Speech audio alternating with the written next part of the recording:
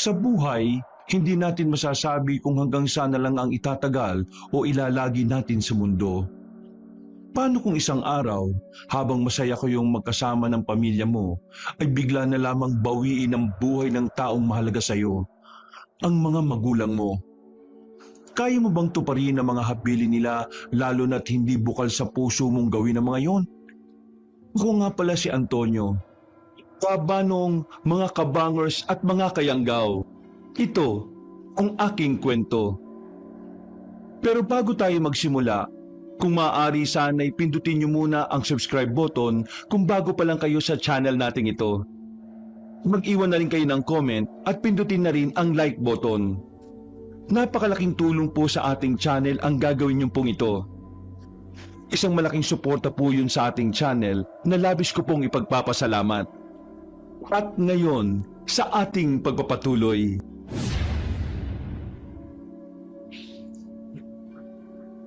Ay, Antonio! Kanina pa kita hinahanap eh. Nandito ko lang pala. Kasalukuyan akong nasa parlor ng kaibigan ko, Kabanong. Tiyempo na pinapahiran ako ni Berna ng nail polish sa paa. Tay, may pag-uutos po ba kayo? Malapit na po ako matapos dito. Ay, dalintikan ka na naman, Antonio. Kala ko pa naman eh, mamimili ka sa palengke. Ayun pala eh, nandito ka lang sa parlor at puro kalandyan na naman yung ginagawa mo. Man, nanggaling na ho ako sa palengke, pero dumaan po muna ako dito kasi ang dumi na ng mga paa at kuko ko eh. Ay naka, puro ka nalang kaartehan. Hindi ko na alam kung paanong pangaral pang sasabihin ko sa iyo eh. Hindi ka naman marunong makinig. Tay, huwag niyo na po ako pagalitan. Sige na po, mauna na po kayong umuwi. Susunod na po ako. Eh, nasan ba yung mga pinamili mo? Gutom ng nanay mo. Kaya lulutuin ko na yan. Nandiyan po sa may gilid ng upuan. Ikaw na po bang bahala dyan, Tay? Umuwi ka na kagad ha. Pagkatapos mo dyan. Nang umalis si Tatay Andoy, ay saka lamang ako nakahinga na maluwag. Napatingin naman sa akin ang kababata kong kaibigan na si Berna. Ay, Diyos ko. Muntik na akong atakihin sa puso. Bigla-bigla naman kasing sumusulpot si tatay. Alam na alam ng tatay mo kung saan ka pupuntahan eh, no? Alam naman niya na ito lang ang madalas kong tambayan eh. Wala lang liga ngayon sa basketball court kaya ka nandito. Pero madalas, hindi kita makita. Ha, nagtataka ka pa. Alam mo naman na maraming gwapo sa basketball court, no? Ay naku, landi mo talaga. Sana minarder ko na lang tong kuko mo eh. Ay, yan ang wag na wag mong gagawin. Makakalbo kita kapag nasugat yung kukot daliri ko, no? Eh, ang pangit naman kasi ng daliri mo eh. Ay nako, laitera ka. Pumapangit na lang yan kasi dahil sa kakalakad ko sa araw-araw. Hayaan mo, bibili ako ng lotion para gumanda naman ang paa ko. Nang matapos na ako sa pagpapapedicure, ay inabot ko na ang bayad ko kay Berna. Isinukbit ko na rin ang bag ko sa balikat at saka humarap sa malaking salamin na naroon at nagsuklay. Umuwi ka na at baka mapagalitan ka pa ng tatay mo. Ay nako, kung ako lang, gusto ko pang tumambay rito. Nakakainip naman kasi sa bahay namin eh.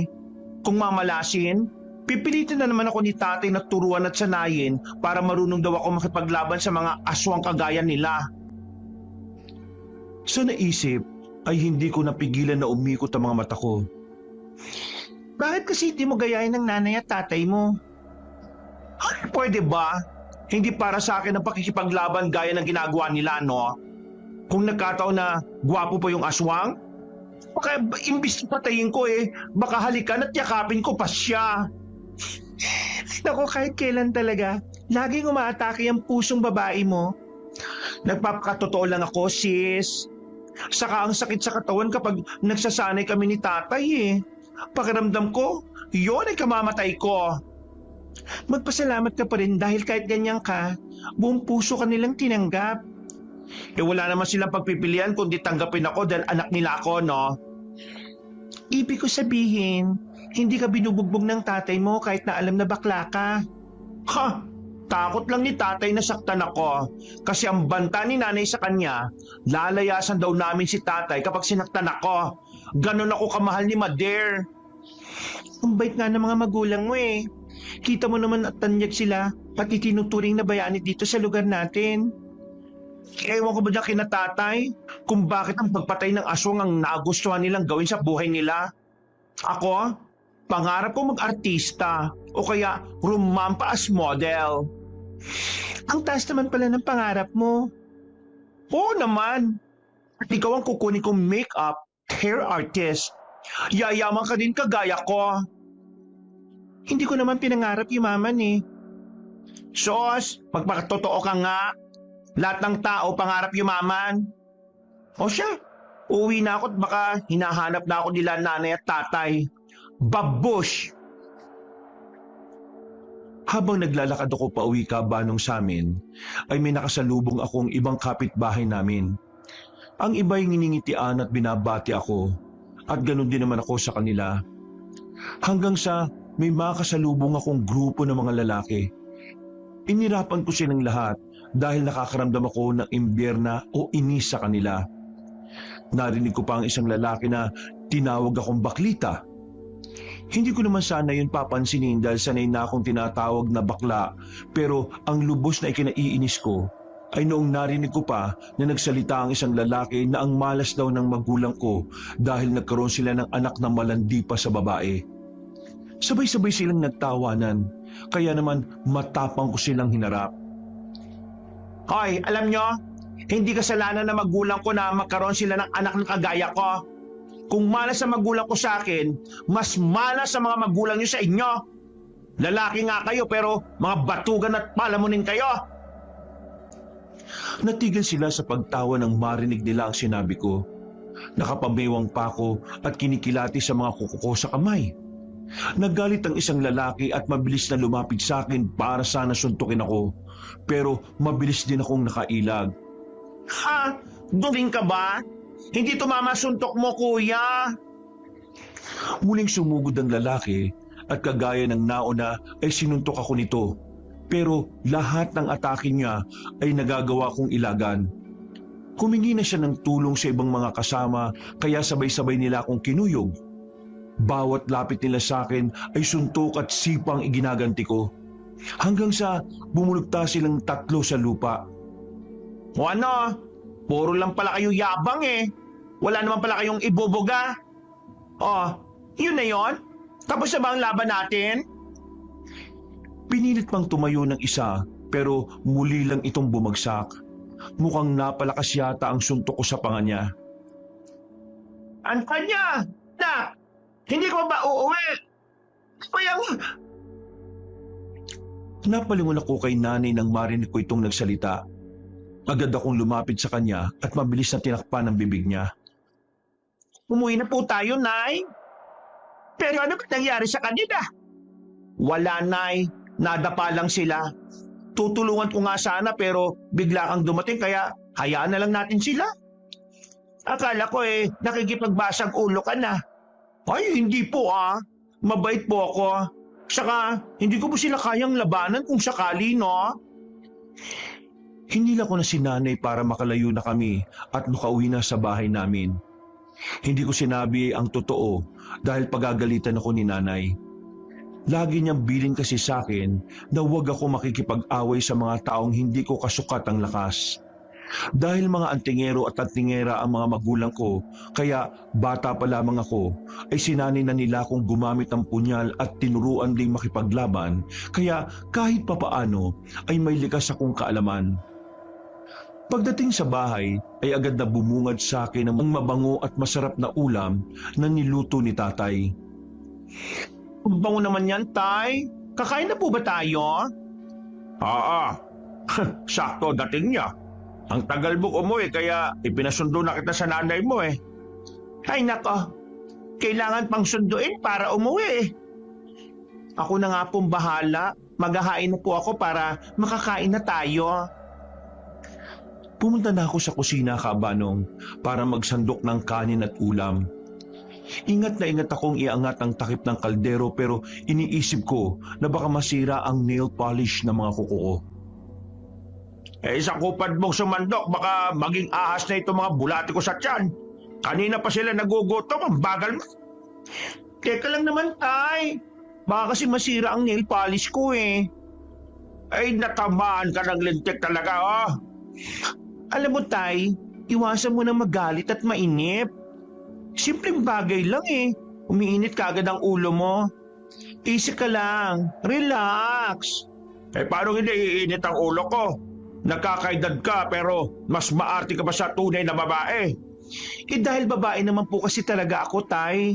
Mali lang ang katawang napasok ng kaluluwa ko. Pero sa isip at puso ko, isa akong babae. Maupo ka na nga para makakain na tayo. Ikaw na ang mamuno sa pagdarasal natin. Naupo na ako kaharap ni tatay at nagsimula ng magdasal. Panginoon, Lord, unang-una po ay maraming salamat sa masarap na pagkain na ipinagkaloob mo sa amin ngayong araw. Sana po'y pagpalain niyo po kami sa mga susunod pang araw. Nagpapasalamat din po kami dahil kahit papaano ay nakakasurvive kami sa araw-araw. Huwag po sana kayong magsawa na magbigay ng blessing sa amin, ha? Amen. Tahimik kaming kumain nila nanay at tatay. Nang matapos ay si nanay na ang nagpresentang maghugas ng plato. Ako naman ay pumasok muna sa kwarto ko at nahiga. Habang nakahiga, ay naririnig ko si tatay na parang may kinukumpuning gamit sa labas. Narinig ko ang malakas na pagpalo niya sa tila bakal. Naisip ko na baka gumagawa na naman siya ng punyal o baka lalo niyang pinapatalas ang mga punyal na sandata nila. Nang gabing yun, ay binulabog kami ng mga malalakas na katok. Dali-dali kong binuksan ang pinto at bumungad sa akin ang kapitbahay namin na si Mang Teban. Pawis na pawis ito at bahagya pang hinihingal. Inalok ko siyang papasukin sa loob ng munti naming bahay pero hinahanap nito sila nanay at tatay. Agad ko naman silang kinatok sa kwarto nila. Bakit ba kami ni-istorbo? Nagdarasal kami ng tatay mo. Nay, nandiyan po si Mang Teban eh. Hinahanap po kayo. Nang marinig yun ni nanay ay nagmamadali itong nagpunta sa sala namin. Nang makita naman ni Mang Teban si nanay ay listo itong tumayo at walang patumpik-tumpik na sinabi na sinugod sila ng aswang na nanggagaya ng katauhan. Ayon kay Mang Teban ay may kumatok sa pinto ng bahay nila. Nang tanungin niya kung sino ito ay sumagot naman ang nasa labas na siya raw si Menard. Sa labis na tuwa at galak ng matanda ay mabilis niyang pinagbuksan ng pamangkin na matagal na hindi bumibisita sa kanila. Ngunit pagbukas niya ng pinto ay hindi si Menard ang naroon kundi isang aswang na nanggagaya ng boses. Bago pa man maisara ni Mang Teban ang pinto ay tinabig niya ang aswang at saka pumasok sa loob. Dumiretso ito sa kwarto ng asawa niya na kasalukuyang nakikipaglaban sa malala at matinding karamdaman. Wala namang laban si Mang Teban kaya tumakbo siya papunta sa bahay namin. Sige, kami nang bahala ni Andoy sa aswang na nasa tahanan mo. Bago pa sumigaw si nanay ay nakalabas na ng kwarto si tatay. Nakabihis na ito at handa ng makipaglaban. Nakita ko ang punyal nito na nasa bewang. Kagaya ng dati ay nakaramdam na naman ako ng kaba. Sa tuwing makikipaglaban ng mga magulang ko sa kampo ng dilim ay hindi ko maiwasang kabahan at matakot para sa sarili nilang proteksyon at kalagayan. Nay, sumama po kaya ako para may katuwang kayo ni tatay. Hindi na anak, maiwan ka na dito. Samahan mo muna si Mang Teban dito. Pero Nay, natatakot po ako eh. Baka kumapano kayo. Ayos lang kami anak. Yakang-yaka namin ng tatay mo yan. Magtiwala ka lang sa amin. Magdasal ka sa Panginoon na matalo namin sila. Opo, sige po Nay. Mag-iingat po kayo ah. Sige na anak, aalis na kami. Wala na akong nagawa nang lumabas sila nanay at tatay. Naiwan kami ni Mang Teban sa bahay at wala kaming ginawa kundi manalangin. Ilang oras ang lumipas, nakahinga ako ng maluwag nang dumating na ligtas si nanay at tatay. Mabilis kaming lumapit ni Mang Teban sa kanila. Nay, Tay, kumusta po? Anong nangyari? Natalo namin ang aswang, pero hindi namin nailigtas yung asawa mo, Mang Teban. Nahuli kami ng dating. Pagdating namin sa bahay mo, kinakain niya ng asawa mo. Pasensya na. Mukhang gutom na gutom siya. Malaki ang galit sa asawa mo. Kahit anong pagsusuma mo ang sabihin namin, ayaw niyang makinig. Ang sagot lang niya ay dapat mamatay si Minda dahil malaki ang naging kasalanan nito sa kanya. Hindi ako agad nakakibo at nakapagsalita sa narinig ng tinura nila nanay at tatay. Paglingon ko kay Mang Teban, ay tahimik itong lumuluha. Napalhod pa ito at humihingi ng tawad habang umiiyak. At sinisisi nito ang sarili sa pagkamatay ng minamahal na asawa. Mang Teban, wala naman po kayong kasalanan eh. Naintindihan po namin na naunahan kayo ng takot kaya hindi nyo nailigtas si Aling Minda. Alam po namin na mahirap tanggapin ang lahat pero kagaya ng sabi ni nanay, malaki ang galit ng aswang sa asawa mo. Pinilit kong itayo si Mang Teban pero nanatili pa rin itong nakaluhod habang humahagulgol. Ilang sandali pa ay bigla na lamang itong tumigil sa pag-iyak. Anak, lumayo ka sa kanya. Nay, bakit po? Magsasalita pa sana ako pero biglang tumayo si Mang Teban at nanlilisik ang mga matang nakatingin sa akin. Para itong sinaniban ng dyablo. Galit na galit ito at saka sumugod palapit sa akin. Napatili ako ng malakas at itinakip ko ang dalawang kamay sa mukha ko. Ilang sandali pa ay naramdaman kong tumahimik ang paligid namin. Gulat na gulat ako nang makita ko si Mang Teban na nakahandusay sa sahig habang may nakatarak na punyal sa dibdib nito. Si tatay pala ang sumuksak sa kanya. Hindi na si Mang Teban yan. Iba na kasama mo dito kanina. Paano po nangyari na hindi na yan si Mang Teban, Tay? Hindi naman po siya lumabas at umalis kanina eh. Hindi nagsalita si tatay at seryosong nakatitig lang sa akin. Maya-maya napansin kong nagbabago ang anyo ni Mang Teban. Naging isa itong aswang. Hindi mo siguro napansin na umalis si Mang Teban kanina. Nasalisyan ka ng aswang na yan na ginaya ang katauhan at boses ni Mang Teban. Ganun sila kabibilis. Kaya kung mahina ang pangdama mo, naku, maloloko kanila. Para maniwala ko, ay nagpunta kami sa bahay ni Mang Teban. Doon ay nakita kong matanda na wala pa rin patid sa pagluha habang inaayos sa papag ang luray-luray na katawan ni Aling Minda. Wala itong pakialam sa presensya namin. Basta, abala ito sa ginagawa. Para maintindihan mo, pagkatapos namin patayin ang aswang na pumatay kay Aling Minda, ay nakita namin si Mang Teban na papasok na sa bahay niya. Sinabi na namin sa kanya ang nangyari kaya alam namin na siya ang totoong Teban na naroon. Hindi na kami nagulat nang maabutan namin na kasama mo ang kamukha ni Mang Teban na gumaya sa kanya. Malamang isang aswang yan na may galit din sa amin at balak ang gawa na masama. Humahanap lang yan ng tiyempo. Mabuti na lang at dumating kami kaagad ng tatay mo. Diyos ko po, kung nagkataon, nilapa rin ako ng aswang na yan. Kaya nga lagi naming tinuturo sa iyo na huwag ka magtitiwala sa kahit na kanino. Maraming mapanlinlang sa mundong ginagalawan natin. Kung puro puso ang paiiralin mo, mapapatay ka ng mga aswang na yan. Bakit kasi hindi na lang kayo tumigil ni nanay sa ginagawa nyo? Ayaw nyo po ba ng tahimik na buhay? Hindi namin kayang manahimik, lalo na't may nangangailangan ng tulong mula sa mga kabaryo natin.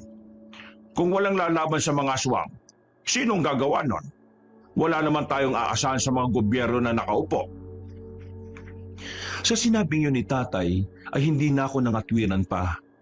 Tumawag na lang kami sa ibang kapitbahay para matulungan si Mang Teban sa bangkay ng asawa niya. Natapos ang gabing yon na hindi pa rin ako matahimik, Kabanong. Paulit-ulit na bumabalik sa utak ko ang nangyari. Habang sila nanay at tatay ay mahimbing nang natutulog sa kabilang kwarto. Kinabukasan ay naisipan kong puntahan si Berna sa parlor nito. Kagaya ng dati, ay dagsa ang mga customer nito na nagpapagubit ng buhok at nagpapalinis ng kuko. Bessie, magsara ka kaya muna para makapagtsikahan tayo. Ay naku, hindi pwede. Kailangan kong kumita ngayon. Bayarin ng tubig at kuryente, no? Nabalitaan mo na ba yung nangyari sa asawa ni Mang Teban? Oo naman. Yun nga ang kanina pa usap-usapan dito sa parlor eh. Nakakaawa siya. Namatay pa ang asawa niya kaya ngayon mag-isa na lang siya sa buhay. Hindi pa sila pinalad magkaroon ng anak kaya sino na mag-aalaga kay Mang Teban lalo na ngayon matanda na rin siya. Di ikaw, pwede ka mag-apply sa kanya bilang caregiver. Gaga, anong alam ko sa pag-aalaga? Dito nga lang sa parlor, hindi na ako magkanda-ugaga sa dami ng mga customers ko eh. Sideline rin naman yon, no? Ayaw mo? Bakit hindi ikaw? Wala ka namang ginagawa sa inyo. Ano ginagawa? Abala ako para magsanay, no? Kaya pala, binugbog mo yung 3 lalaki kahapon. Ay, nagsumbong ba sila sa'yo? Mga siraulo yun eh. Sila na nga ang nauna. Ipinalabas pa na ako ang nambugbog sa kanila. Kapag nakasulubong ko sila uli, bubugbugin ko uli sila. Nakwento lang naman ng isa nakakita sa inyo kahapon.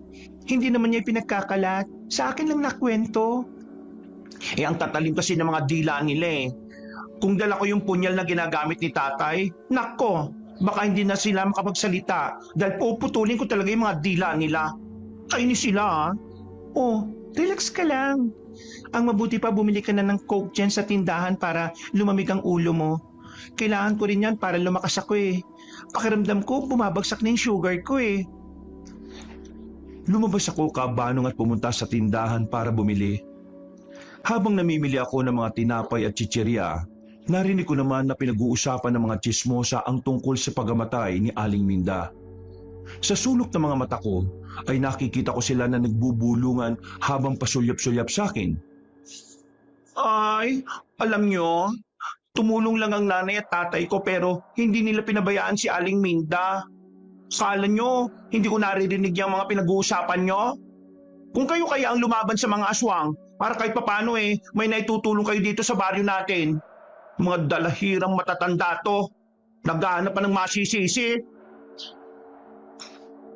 Biglang umalis ang 2 matandang nagbubulungan. Nang makabili na ako, ay humahaba ang muso ko na bumalik sa parlor. Oh, ano nangyari sa'yo? Pinabili lang kita sa tindahan, nakasambakol na naman yung mukha mo. Paano? Visit kasi yung mga chismosa sa tindahan eh. Pinarinig pa talaga nila sa akin na pinabayaan daw nila nanay at tatay si Aling Minda, kaya nakain ng aswang. Sino bang may gusto na mamatay siya? Hindi naman nila alam ang buong kwento. Naghanap pa ng masisisi. Para namang hindi ka na nasanay dito sa lugar natin. Hayaan mo na yung mga matatanda basta alam mo kung ano ang totoo. Aba, huwag silang hihingi ng tulong sa amin ha, kapag nangailangan sila. Talagang pababayaan ko silang lapain ng mga aswang. Ako, naiimbyan na talaga ako. Tumawa na lang si Berna at ako'y naupo sa sulok habang umiinom ng Coke at kumakain ng chichirya. Sabi ko naman kasi sa iyo mag-hire ka na ng tauhan dito sa parlor mo para hindi ka nangangarag. Gustuin ko man pero baka hindi ko kayang pasahuran. Alam mo naman na hindi laging maltas dito sa parlor. Sa bagay, tama ka. Saka baka hindi magaling yung makuha mo. Masisira ka pa sa mga customers mo. Oh, uminom ka at kumain ka muna. Sige lang, tatapusin ko lang tong nililinisan ko ng kuko. Hindi ko na inistorbo pa si Berna dahil kinausap na rin ito ng dalagang customer niya. Habang umunguya, ay napatingin ako sa malaking salamin na nasa harapan ko. Napansin ko kasi ang may edad na lalaki na nakatayo sa labas at nakatingin din sa salamin at ako ang tinitingnan.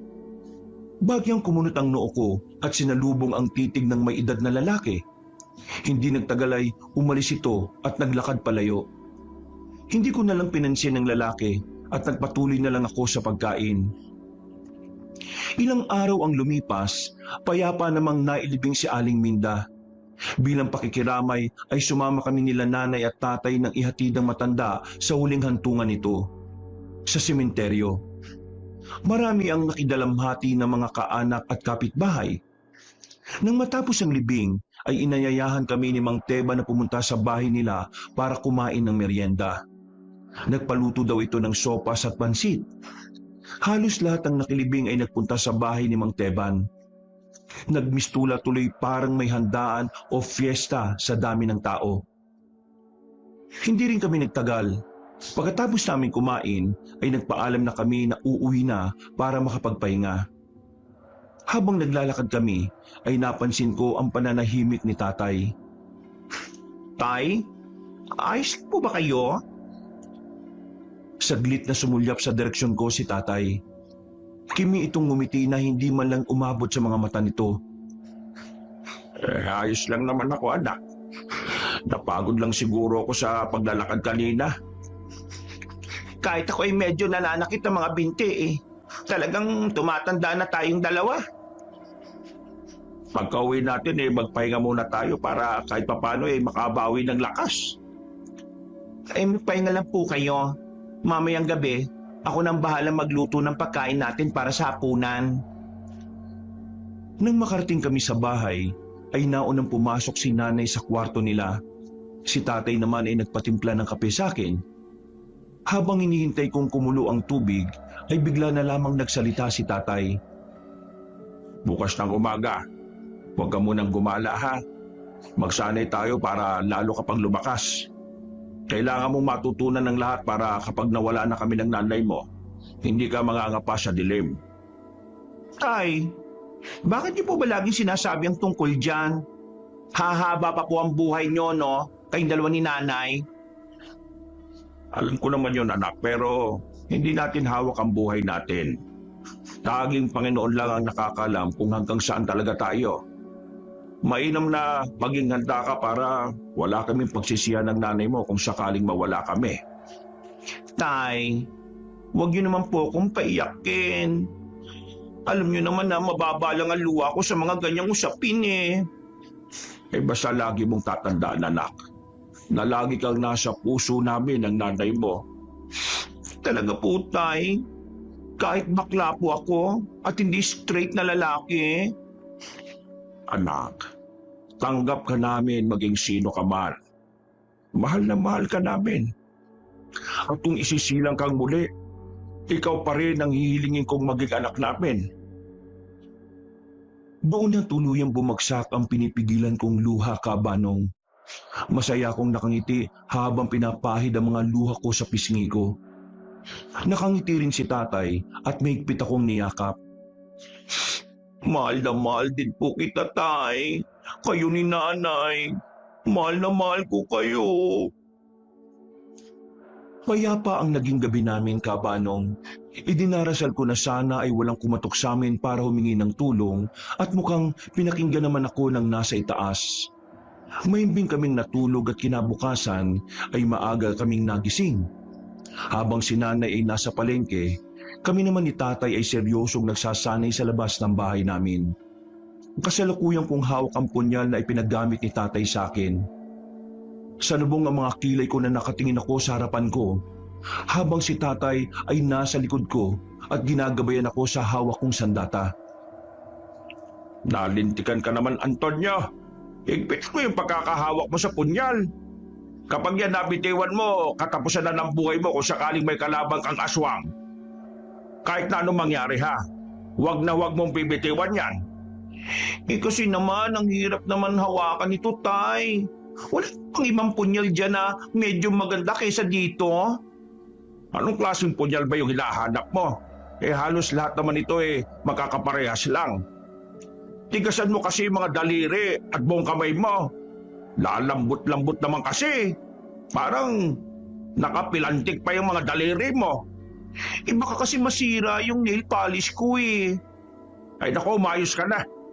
Seryosoin mo naman tong ginagawa natin dahil kapag may humingi ng tulong sa atin isasama na kita para mahasa ka na sa pakikipaglaban. Naku, Tay, hindi pa ako ready. Kailan ka magiging handa? Kapag patay na kami ng nanay mo. Ayan ka na naman sa patay-patay na yan eh. Ay sige na, hawakan mo yung punyal at itutok mo sa kalaban. Pagganahin mo ang isip mo na kunwari nasa harapan mo yung kalaban mo. Sugurin mo siya at tamaan ng hawak mong punyal.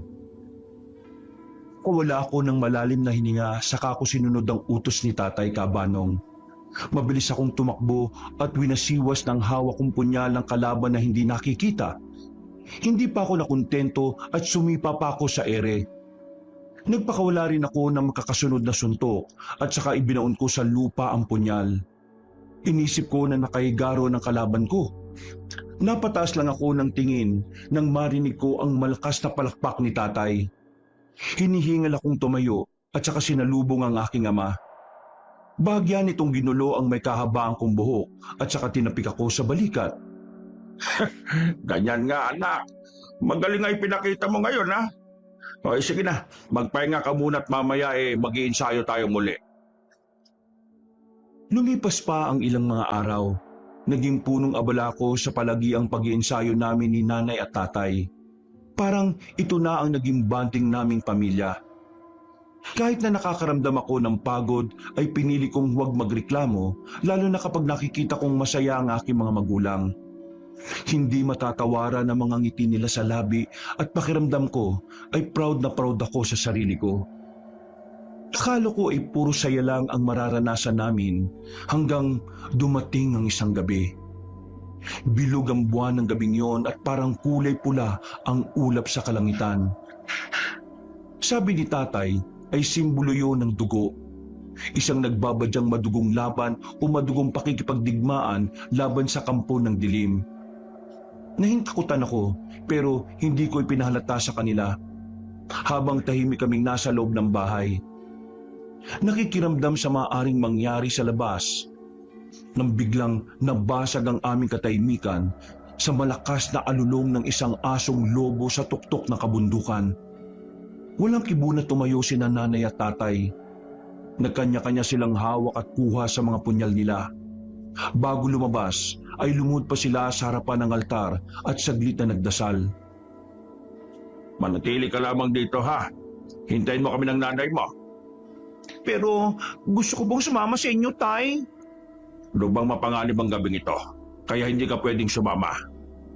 Pag na matigas ang ulo mo, anak, sumunod ka na lang sa amin ng tatay mo. Hintayin mo kami, tuwi rin kami. Ayaw ko mapag-isa dito eh. Parang awa nyo na, Nay. Isama nyo na lang po ako. Nagkatinginan sila Nanay at Tatay saka nag-aalala ang mukhang tumingin sa akin. Naniniwala ako sa kakayahan mo, anak. Ito na siguro ang tamang panahon para masubukan mo ang natutunan mo.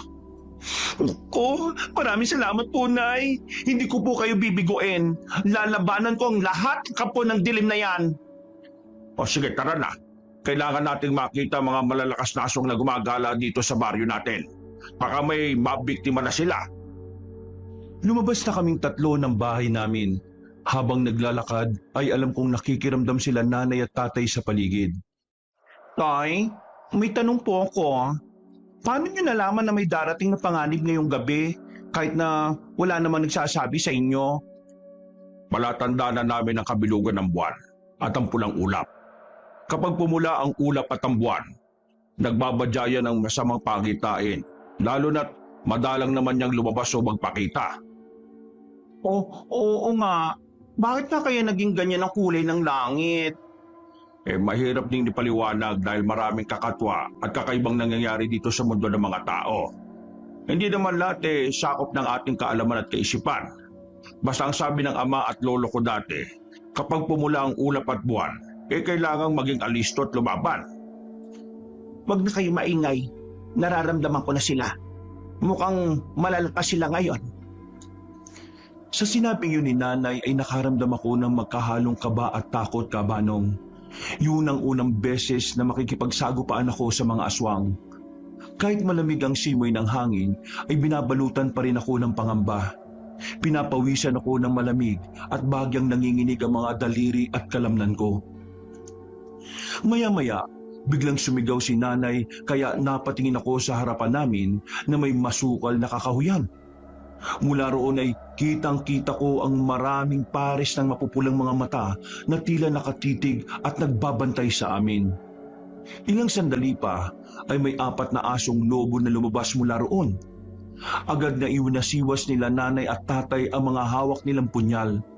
Kitang-kita ko kung paano nila gilitan ng leeg ang mababangis na mga asong lobo. Nak, gamitin mo ang punyal mo. Kapag naunahan ka nila ikaw ang kakainin at lalapain nila. Ay, Diyos ko naman, parang hindi ko kayang pumatay ng hayop. Hindi ordinaryong hayop ang mga yan.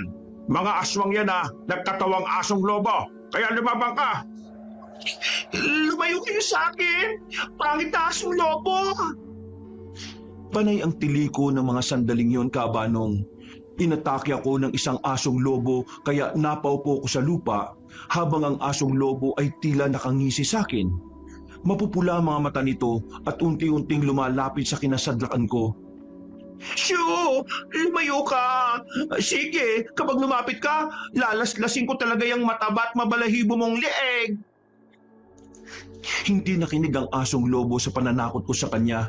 Nakita kong tumalo nito at akma kong dadambahin. Nanlaki ang mga mata ko sa labis na takot kaya naitaas ko ang isang kamay ko na may hawak ng punyal.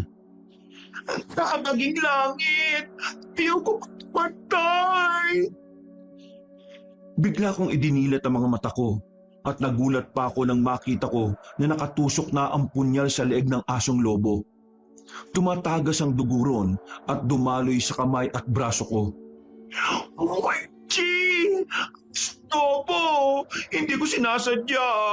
Patawarin mo ko. Ang kulit mo kasi. Ayan tuloy. Nasaksak at napatay kita. Ha? Nalintikan ka naman, Antonio. Tumayo ka riyan at tulungan mo kami ng nanay mong makipaglaban. Nang makita ko na napapaligiran sila nanay at tatay ng mga asong lobo, ay agad akong tumayo. Magkakatalikuran kaming 3 habang hawak ang mga punyal namin. May 6 na asong lobo na pinapalibutan kami. Pinatalas ko ang aking mga mata. Nakikiramdam sa mga susugod. Kailangan ko nang maging alerto at seryoso sa oras na yon dahil buhay namin ang nakasalalay. Kaligtasan namin ang nakataya. Nang tumalo ng mga asong lobo ng sabay-sabay, ay walang habas na nilaslas namin ang katawan at mukha nila gamit ang matatalas naming punyal. Nang bumagsak silang lahat, ay saka ako nakahinga na maluwag. Hay, salamat at naubos natin sila. Huwag ka munang magsaya dahil nagsisimula pa lang ang tunay na laban. Warm up pa lang yung kanina. No? Warm up pa lang yun, Tay? Alagad pa lang ng pinuno nila mga asong lobo na yan. Magsasalita pa sana ako, pero biglang lumabas mula sa dilim ang isang nakakatakot at malaking nilalang na ni sa panaginip ay hindi ko pinangarap makita. Narito pa lang kinatatakutan at bantog ng mga kasawang antingero at tingera. Ha! Ikinagagalak ko kayo makilala. Hindi namin ikinagagalak na makilala at makita. Masyado ka namang malupit magsalita. Ganyan ka ba bumati sa iyong mga kaaway? Hindi naman kailangan maging mabay sa kagaya nyo Kung ganon, tapusin na natin kaagad ang labang ito. Tatapusin kita, tago mawala ang pulang buwan at ulap sa langit. Kinumpas ni Gaspar ang kamay sa ere at saka naglabasan mula sa likod nito ang iba't ibang uri ng mga aswang. Napatili ako ng malakas nang lumapit sa akin ang 2. Hinawakan ako ng isa sa magkabilang braso kaya naman hindi ko maiwasiwas ang hawak kong sandata. Ang isa naman ay tumutulo pa ang laway at muntik na akong sagpangin.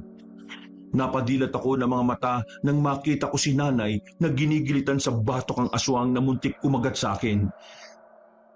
Doon ay nabuhayan ako ng loob at bigla kong ipiniksi ng malakas ang mga braso ko. Napitiwan ako ng aswang na may hawak sa akin at saka ko siya sinaksak sa dibdib. Tiningnan ko sila nanay at tatay na abala sa pakikipaglaban sa mga aswang. Tumulong din ako. Wala akong pinipili. Kung sino ang makita ko ay pinapatay ko. Hanggang sa naramdaman ko na may sumuntok sa likod ko. Natamaan ako sa spinal cord kaya naman bigla kong bumagsak sa lupa. Mahinang nilalang. Anak ka ba talaga ng bantog na antingera at antingero? Bakit parang wala kang lakas? Isin lang.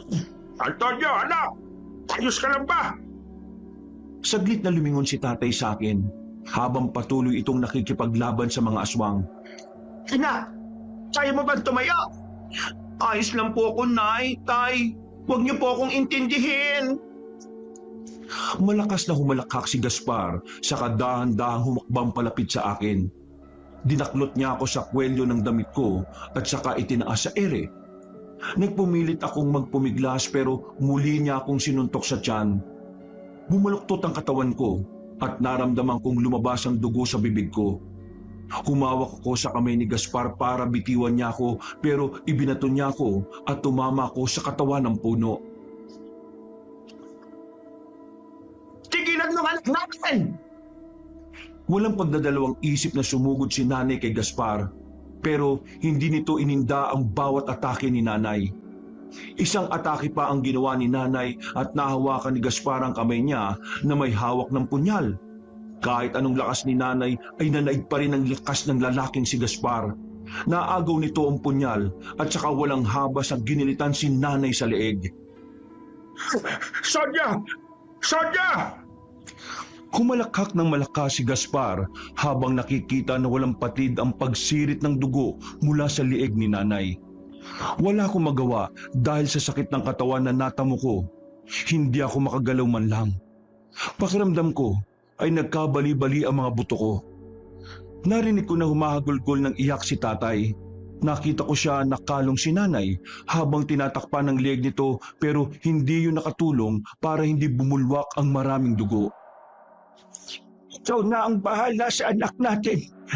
Huwag mo siyang pabayaan. Maraming salamat sa lahat ng pagmamahal mo. Mahal kong asawa. Huwag mo kong iwan, Sonia. Parang awa mo na. Idilat mo ang mga mata mo. Ha! Paano ba yan? Napatay ko ang pinakamamahal mong asawa. Galit na galit ka naman yan? Hayop ka. Mananagot ka sa ginawa mong pagpatay sa asawa ko. Hoy! Gusto ko yan! Buong tapang na tumayo si tatay at saka hinarap si Gaspar. Nagsukatan sila ng lakas. Narinig ko ang bawat kalabog ng suntok nila sa isa't isa. Narinig ko rin ang bawat palaho nila sa tuwing nasasaktan. Gustong-gusto kong tumayo para tulungan ang tatay ko. Pero kahit anong pilit ko, hindi ko maibangon ang katawan ko. Kusa akong bumabagsak sa lupa sa tuwing itutugod ko ang mga braso ko sa lupa. Nanay ko, huwag mo po kaming iiwan. Ito na ang katapusan nito. Bigla akong napatingin sa dalawang nilalang na naglalaban sa gitna ng dilim. Biglang nawala ang pulang ulap at naging puti yun. Kahit ang buwan ay nagliwanag. Yun ang palatandaan na nagwagi ang anak ng dilim. Pagtingin ko kay tatay ay sakal na siya ni Gaspar. Puro dugo ang bibig nito at pakiwari ko ay nangihina na. Nakangiting lumingon si tatay sa akin at pinilit ipakitang maaliwalas at masaya ang mukha niya. Anak! Inam! Pagkasabi nun ni tatay ay may kinuha siyang isang kwintas sa bulsa niya. Ibinato niya yon at nahulog sa lupa. Bigla siyang kinagat ni Gaspar sa leeg. Nang mga sandaling yon ay para akong nahilo at nabingi. Halo-halo ang nararamdaman kong emosyon.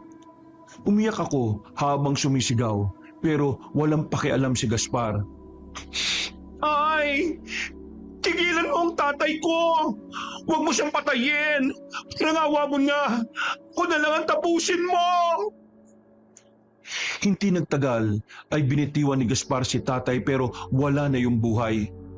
Pumalahod na ako ng iyak at muling pinilit na gumapang para malapitan ko ang magulang ko. Ang tamis na mga dugo nila. Munti ko nang maubos. Pinigilan ko ang sarili ko Dahil nandiyan ka pa, sisip-sipin ko rin ang dugo mo. Perde ang dugo ko, no? Kaya hindi ka masasarapan. Lumapit si Gaspar sa akin at inapakan ng isang braso ko. Napasigaw ako sa labis na sakit. Alam kong katapusan ko na yon, Kabanong, kaya hindi ko na rin pinilit lumaban. Mamamatay kaming may dangal. Hindi kagaya mo na buhay nga, pero sinusunog na ang kaluluwa mo dito sa mundo.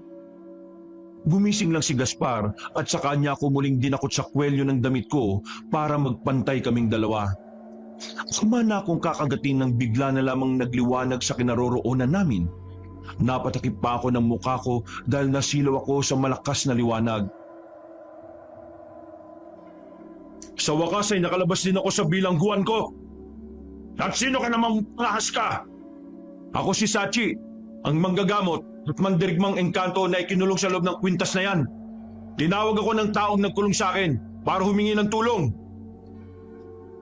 Nang mawala ang liwanag, at saka ako nabistuhan ng lalaki na nakasuot ng puti at parang kumikinang ang buong balat. Gwapo ito sa madaling sabi, Kabanong, kahit na mahaba ang kulay gatas nitong buhok na umaabot hanggang bewang. Kung ako sa iyo, Engkanto, bumalik ka na lang sa pinanggalingan mong bilangguan. Walang humingi ng tulong mo rito. Kung tumawag sa'yo, kaya parang awa mo na. Tulungan mo ako, poging Engkanto. Manahimik ka! Bago pa ako gawa ng masama ni Gaspar, ay nakalapit na si Sachi sa amin. Agad nitong inilabas ang kapangyarihan mula sa palad nito. Lumabas ang bilog na tubig doon at saka tumama kay Gaspar. Nabitiwan ako ni Gaspar at agad na nasalo ni Sachi. Nagkatinginan kaming dalawa at hindi ko mapigilan na magpa-cute sa kanya.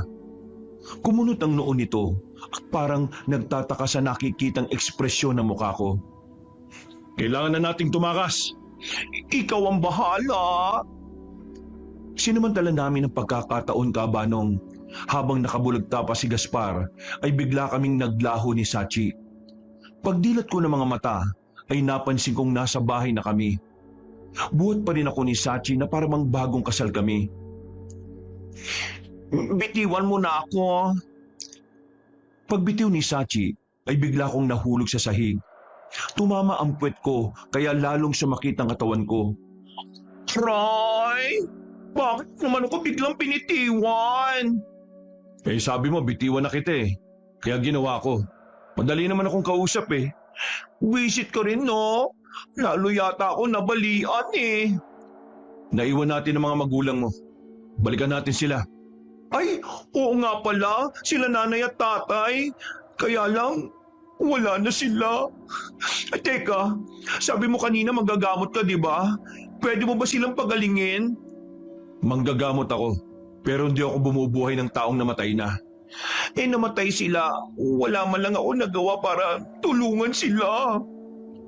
Mabuti na lang at pinakawalan ako ng tatay mo bago siya namatay. Bakit ka ba kasi ikinulong ng tatay ko? Naging tuso at mapanglamang kasi ako. Nakilala ko sila noon dahil ako ang nasa loob ng batong agimat na nakuha nila sa bundok. Nakipagkasundo ko sa kanila na papayag ng gamot at tulungan silang patayin ng mga aswang na nanggugulo dito sa baryo nyo. Pero sumuway ako, kaya bilang parusa ay ikinulong nila ako sa ibang kwintas. Hindi ako makalabas dahil sa sagradong dasal na nakaharang sa akin. Makakalabas lang ako kapag ang mismong nagkulong ang nagsabi. Pero may problema pa rin ako. Man ang problema mo? Ipinakita ni Sachi sa akin ang dalawang kamay niya.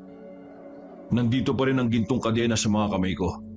Hindi ko magagamit ang iba kong kapangyarihan dahil limitado lang ang kayang ilabas ng mga palad ko. So, ano kailangan kong gawin? Alisin mo ang mga ito gamit ang susi na nasa kwintas mo. Susi? Na nasa kwintas ko? Teka, ito ba? Hinawakan ko ang kwintas na may pendant na susi.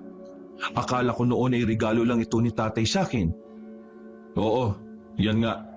Kalagan mo na ako ngayon din.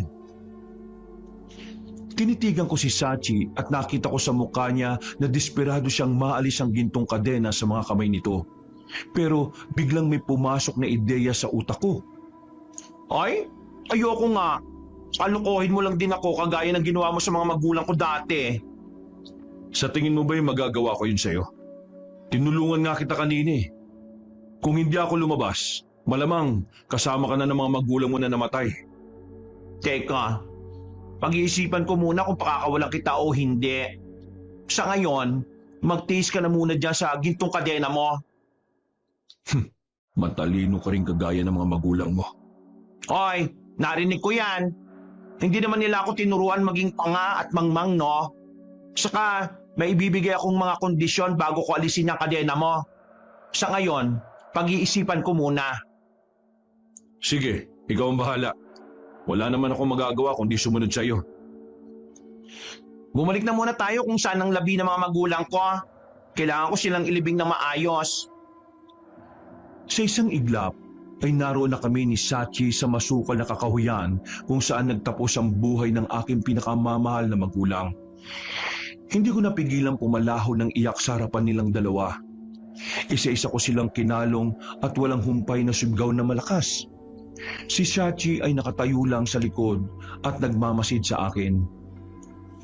Hindi ko na pinatagal ang burol ng aking mga magulang, Kabanong. Tama na sa akin yung nagpunta ang lahat ng kababaryo namin, lalo na ang mga pamilya na natulungan nila noon, laban sa mga aswang.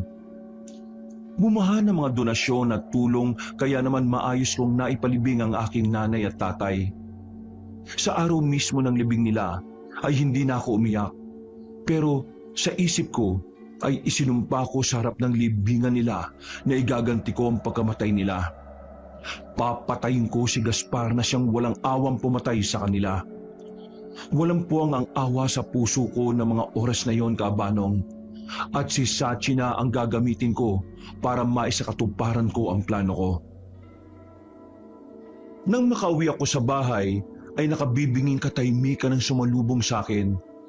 Nasa pinto pa lamang ako, ay naalala ko si nanay na masayang nakangiti sa akin habang nakaupo sa sala at si tatay naman ay abalang nagluluto sa munti naming kusina.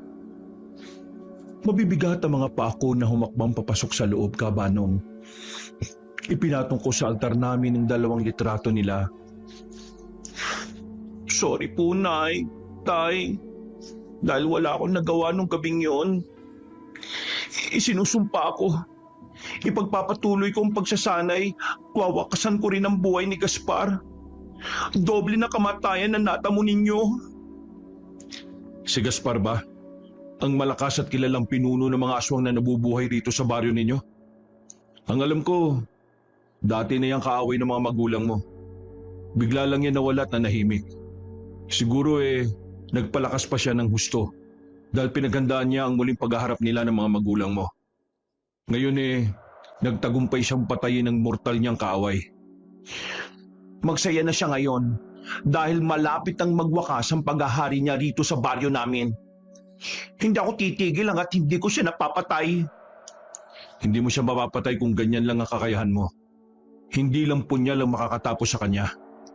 Kung ganon, anong dapat kong gamitin? Tulungan mo naman ako. Handa akong tulungan ka. Basta'y pangako mo na kapag natapos kitang tulungan na mapuksa at matalo si Gaspar, ay hahayaan mo na akong tuluyang makalaya. Sige, papayag ako. Yan na ang magiging kasunduan nating dalawa. Hoy, Tita! Nandiyan ka na ba? Nakauwi ka na ba? Bigla ako napatingin sa pinto ng bahay ko. Hindi ko naisara ang pinto kaya agad na bumungad si Berna. Tiningnan ko si Sachi pero para itong bula na biglang pumutok. Dapat kanina pa ako Kaya lang bumili ako ng pagkain para kako huwag ka na magluto. Alam kong ilang araw kang puyat at pagod Pwede ba akong pumasok? Ha? Oo naman. Tara, pasok ka. Sino ba nang kausap mo? Narinig ko kasi na parang may kinakausap ka kanina. Wala yon. Yung mga litrato nila nanay at tatay ang kinakausap ko. Teka, ano ba yung binili mo? Dapat hindi ka na nag-abala pa Hayaan mo na. Ikaw lang naman nang inaalala ko Bumili lang ako ng lutong ulam at mga tinapay. Bahala ka na kung anong gusto mong kainin sa mga yan. Basta, huwag ka magpapagutom Oy, maraming salamat Berna Nakaka-touch naman. Hinawakan ni Berna ang dalawang kamay ko at bahagya yung pinisil. Alam kong hindi madali ang pinagdaraanan mo ngayon. Lagi mo lang tatandaan na nandito ko. Handang damayan ka sa lahat ng oras. Pwede mo akong sumbungan ng lahat ng lungkot at problema mo. Alam mo, sis, mabuti na lang talaga nandyan ka. Maraming salamat ulit Ngayon lang ako malungkot pero darating naman ang tamang panahon na magiging maayos ako. O paano? Hindi na ako magtatagal para makapagpahinga ka na. Hoy, anytime ha. Welcome ka sa parlor ko. Sige, kapag hindi na ako busy, dadalawin na lang kita sa parlor mo. O paano mauna na ako? Ingat ka dito lagi ha. Nang makalis si Berna, ay saka muling lumabas si Sachi. Nagulat pa ako nang makita na siyang nasa tabi ko. Ang bait naman pala ng kaibigan mo. Ay oo, mabait talaga yung si Berna. Matalik kong kaibigan yan eh. Hindi ako pwede magpakita sa ibang tao eh. Tanging sa iyo lamang ako pwede magpakita. Okay na rin yun. Kasi matatakot sila sa iyo kapag nakita ka. O sige, magpahinga ka na muna. Ako magtatago muna. Hindi na ako nakapagsalita dahil mabilis na nawala si Sachi. Kahit saan ako tumingin ay hindi ko na siya nakita. Kinabukasan ay maaga akong nagising. Kasabay ng pagtilaok ng manok ay nagsimula na akong magsanay. Inaalala ko ang lahat ng itinuro nila nanay at tatay sa akin. Lahat ng punyal na naiwan na ginagamit nila sa pakikipaglaban ay isa-isa kong pinag-aralan. Bawat isa kasi ay magkakaiba ng paraan ng paghawak at paggamit. Tirik na ang araw, patuloy pa rin ako sa pagsasanay. Hindi ko ininda ang pagod at tagaktak na pawis sa buong katawan ko. Mas gusto kong pagurin ang sarili ko dahil kapag hindi abala ang utak ko, maaalala ko lang sila nanay at tatay. At maiiyak na naman ako. Iniiwasan ko na maging emosyonal. Ngayon ko napagtanto na lahat ng sinasabi nila sa akin dati ay ngayon ko mararanasan ang realidad ng buhay. Darating pala talaga ang araw na iiwan nila ako. Hindi ako naging handa at naging kampante na matagal ko pa silang makakasama. Parang panaginip lang ang lahat ng nangyari. Baka naman gumaling ka na ng husto niyan ha? Pumapalakpak pa si Sachi habang nakamasid sa akin. Nakadekwatro itong nakaupo sa mahabang upuan na gawa sa kahoy na nasa labas mismo ng bahay namin. Ay naku, huwag mo nga akong istorbohin no. Kailangan kong maging napakalakas para maipagiganti ko ang mga magulang ko. Gamitin mo yung nararamdaman mong galit para lumakas ka. Yan ang gagawin mong inspirasyon. Hindi pa rin nawawala yung galit sa puso ko. At gagamitin ko talaga ito para talunin niyang Gaspar na yan. Walang kapatawaran ng ginawa niya. Halos lahat ng tao, emosyon ang laging pinapagana sa sistema nila. Kaya hindi na ako magtataka kung matatalo mo si Gaspar dahil dyan sa emosyon na nararamdaman mo ngayon. Itong tatandaan mo na nandito lang ako lagi sa likod mo. Tutulungan kita sa kahit na anong laban na kakaharapin mo. Kaya mo lang naman ako tinutulungan dahil may hinihingi kang kapalit eh. Kung wala siguro yung gintong kadena na nasa kamay mo, ay nako, baka hindi mo na ako tinulungan. Hindi ko rin alam. Siguro oo, siguro hindi. Depende na lang yan sa mapagkakasunduan natin kung sakali. May tanong ako. Kung sakali makalaya ka dyan sa gintong kadena, ano naman ang gagawin mo? Babalik ako sa mundo ko at mamumuhay ng masaya ron. Wala naman akong ibang gusto kundi ang mamuhay ng malaya. Idagdag na rin natin yung makipaglaban sa mga masasamang engkanto. Hayaan mo, huwag ka mag-alala. Nangangako ko sa iyo na kapag natalo natin yung Gaspar na yan, mamumuhay ka na ng malaya gaya ng inaasam mo. Bigyan mo lang ako ng panahon na magsanay at maging malakas. Kapag handa na ako, Ako mismo ang hahanap tutugis sa Gaspar na yon. Mukha ka namang nagsasabi ng totoo eh. Sige, magsanay ka na ulit muna. Ako ay magtatago muna para hindi maging abala sa iyo. Tawagin mo na lang ako kapag may kailangan ka. Kagaya ng dati, ay parang bula na biglang pumutok si Sachi. Napailing na lang ako at muling ipinagpatuloy ang ginagawa ko. Ilang araw ang matuling lumipas. Wala pa rin akong humpay sa pagsasanay. Halos nakakabisado at nagagamoy ko na rin ang paghawak at paggamit ko ng punyal. Hindi ko sinasabi kay Sachi ang nararamdaman ko pero sa loob-loob ko ay napakasaya ko dahil alam ko na kung nandito sila nanay at tatay ay tiyak na matutuwa rin sila. Nang sumapit ang gabi, papasok na sana ako sa kwarto ko nang biglang may kumatok ng malakas sa pinto ng bahay. Agad kong pinagbuksan ang kumakatok at nagulat pa ako nung mabungaran ko si Joel, ang kapitbahay namin. Tagaktak ang buong pawis nito sa mukha, baka sa matinding takot. Oh, bakit Kuya Joel? May problema po ba? Kahit nauutal ay naiintindihan ko naman ang sinasabi nito. May tik-tik daw na nasa bubong nila at kahit anong bugaw ang gawin nila ay ayaw umalis. Kabuanan na raw kasi ng asawa niya kaya natatakot siya na baka makunan pa ito. Hindi na ako nagdalawang isip na tumulong kabanong. Agad kong kinuha ang 2 punyal ko at saka lumabas ng bahay.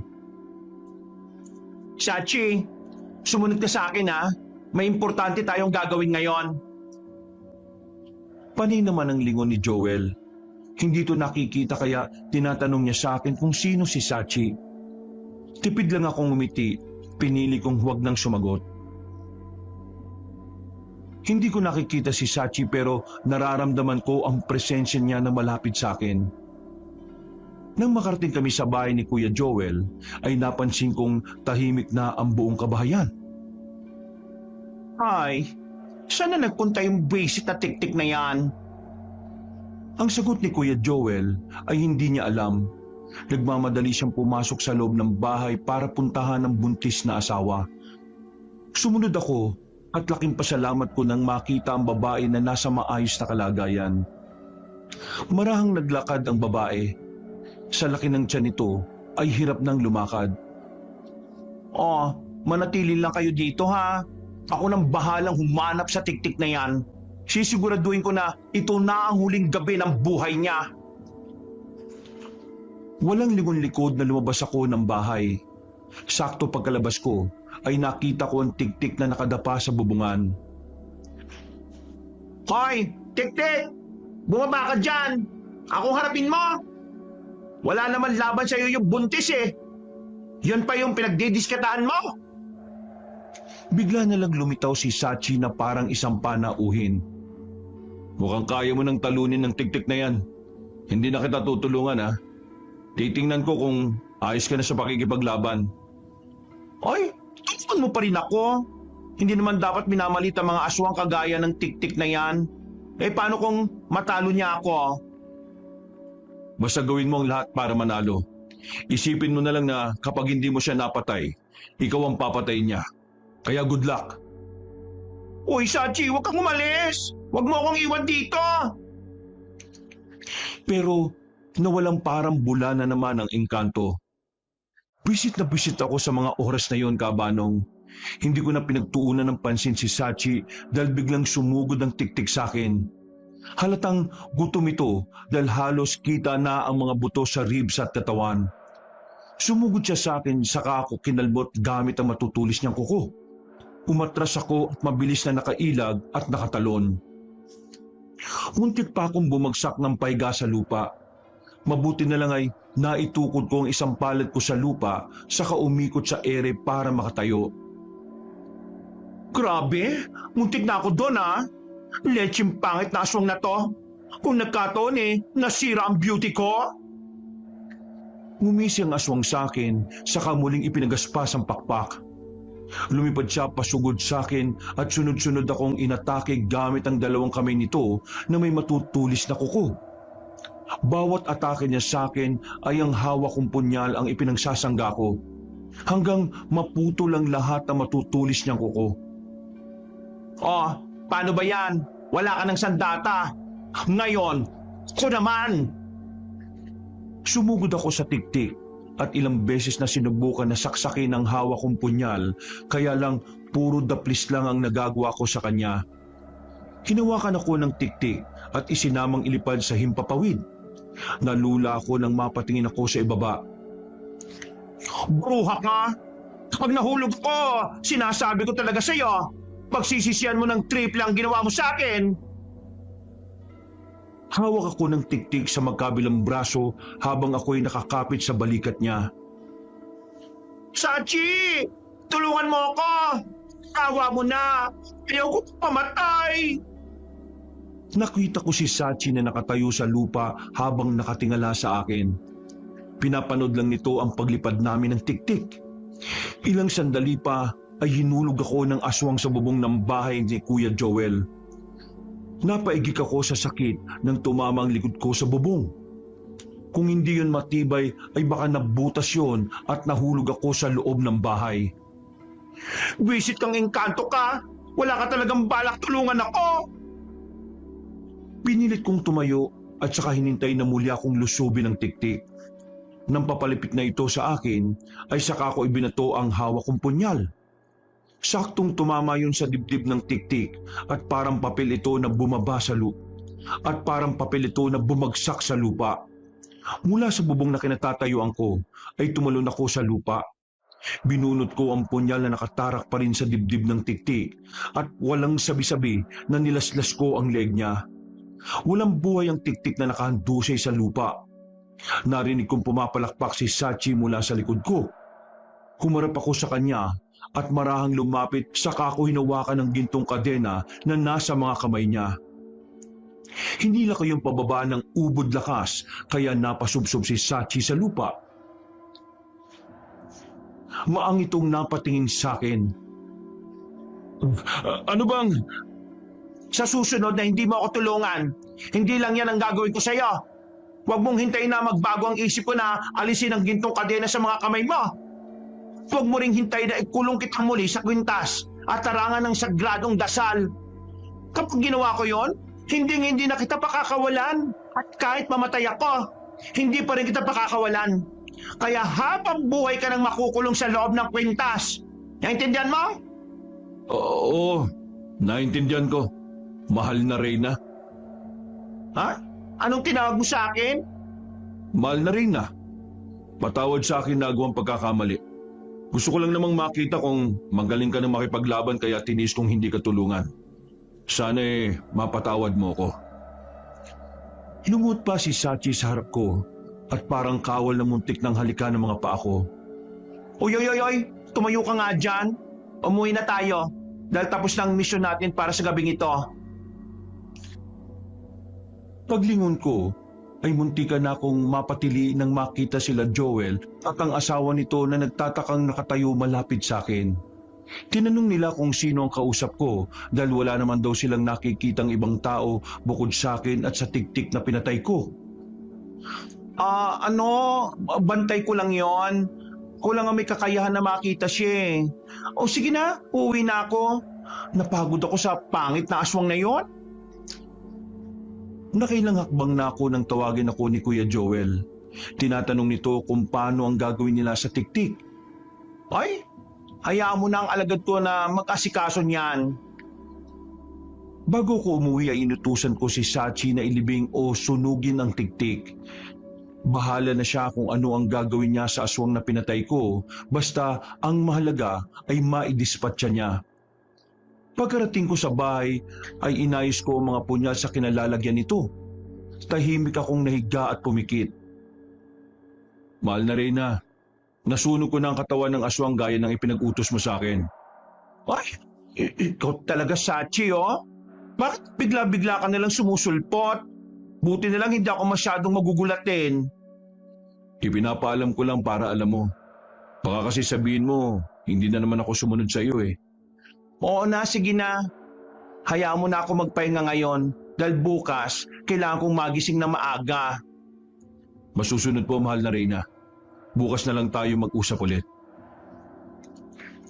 Nang biglang nawala si Sachi, ay hindi ko napigilang magmuni-muni. Habang nakatitig sa kisame, ay bigla kong napalingon sa litrato nila nanay at tatay na nasa altar. Gumuhit na naman na matinding kalungkutan sa puso ko, Kabanong. Inalala ko ang mga masasayang nakaraan noong nabubuhay pa ang mga magulang ko. Nay, Tay, kung nasan man kayo ngayon, sana masaya at payapa na kayo dyan. Hintayin niyo lang ako ha, dahil makikita at magkakasama tayo pagdating ng tamang araw at panahon. Miss na miss ko na po kayo. Sobra. Hindi ko napigilang kumawala ang emosyon ko na matagal ko na rin pinipigilan. Isinumpa ko nung inilibing sila nanay at tatay na hindi na ako iiyak. Pero ngayon ay masahol pa ako sa bata na iniwan ng mga magulang. Sa katahimikan ng gabi ay naramdaman kong lumamig ang hangin sa loob ng kwarto. Ilang saglit pa ay naramdaman kong may yumakap sa akin na malamig na hangin. Malamig yun pero iba ang hatid sa katawan ko. Payapa ang hangin at parang hinahaplos ang puso ko. Iyak mo lang yan, mahal na Reyna. Hayaan mong samahan at damayan kita sa ganitong pamamaraan ko. Nang marinig ko ang malamig na boses ni Sachi, ay lalo lang akong bumalanghit ng iyak hanggang hindi ko na namalayan na nakatulog na ako. Kinabukasan, nagising ako sa sunod-sunod na malakas na tilaok ng manok sa labas. Pupungas-pungas pa akong bumangon. Pagkatapos magilamos, ay napansin kong namumugto ang mga mata ko. Muling nanumbalik sa akin na umiiyak pala ako kagabi. Nang matapos akong maligo at magbihis, ay saka ako lumabas para magsanay.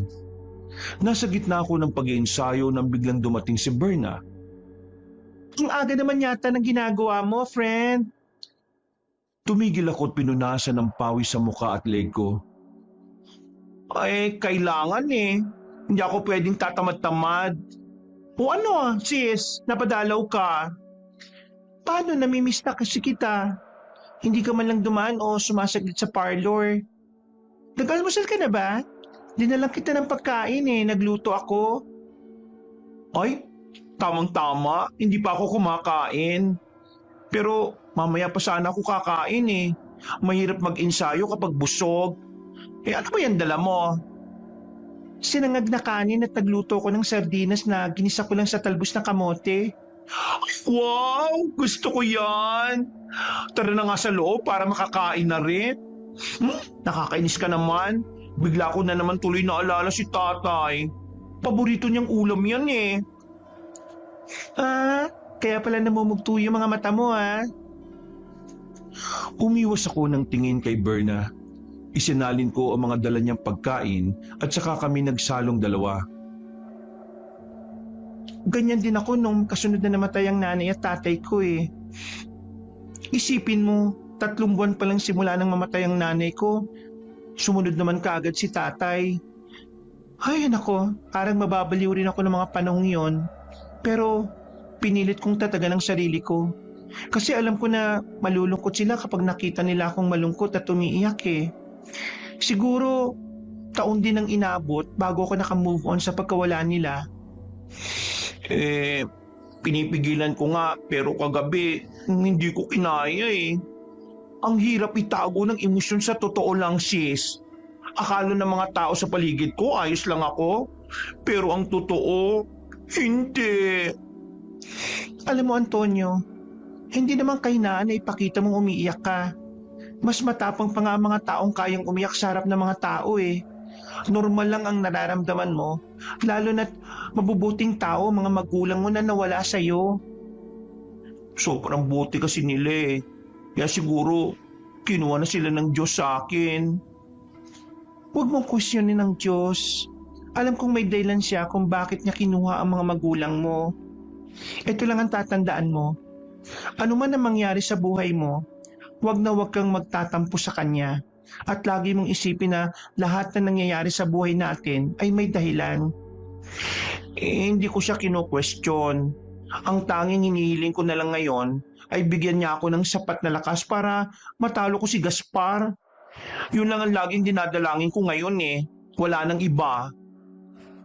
Hindi kaya ikaw naman ang mapahamak sa gagawin mo? Kumakapit ako sa kanya kaya malakas ang panalangin ko na hindi niya ako pababayaan. Tama ang sinabi mo, mahal na Reyna. Saka nandito ako. Hindi kita pababayaan. Nang biglang nagsalita si Sachi, ay walang tigil na kakalingon si Berna sa buong bahay. Hinahanap nito ang nagsalita. Ako naman ay nanatiling nakaupo at hindi na iwasang umikot ang mga mata. Sino yung nagsalita, Antonio? May kasama ka pala dito? May kinakasama ka na ng lalaki? Sino siya? Bakit hindi mo man lang naikwento sa akin? Ay nako, ang damo talaga at sumabat pa sa usapan. Sis, mahabang kwento kasi pero si Sachi yan. Sachi? Bakit siya nagtatago? Ganyan talaga siya.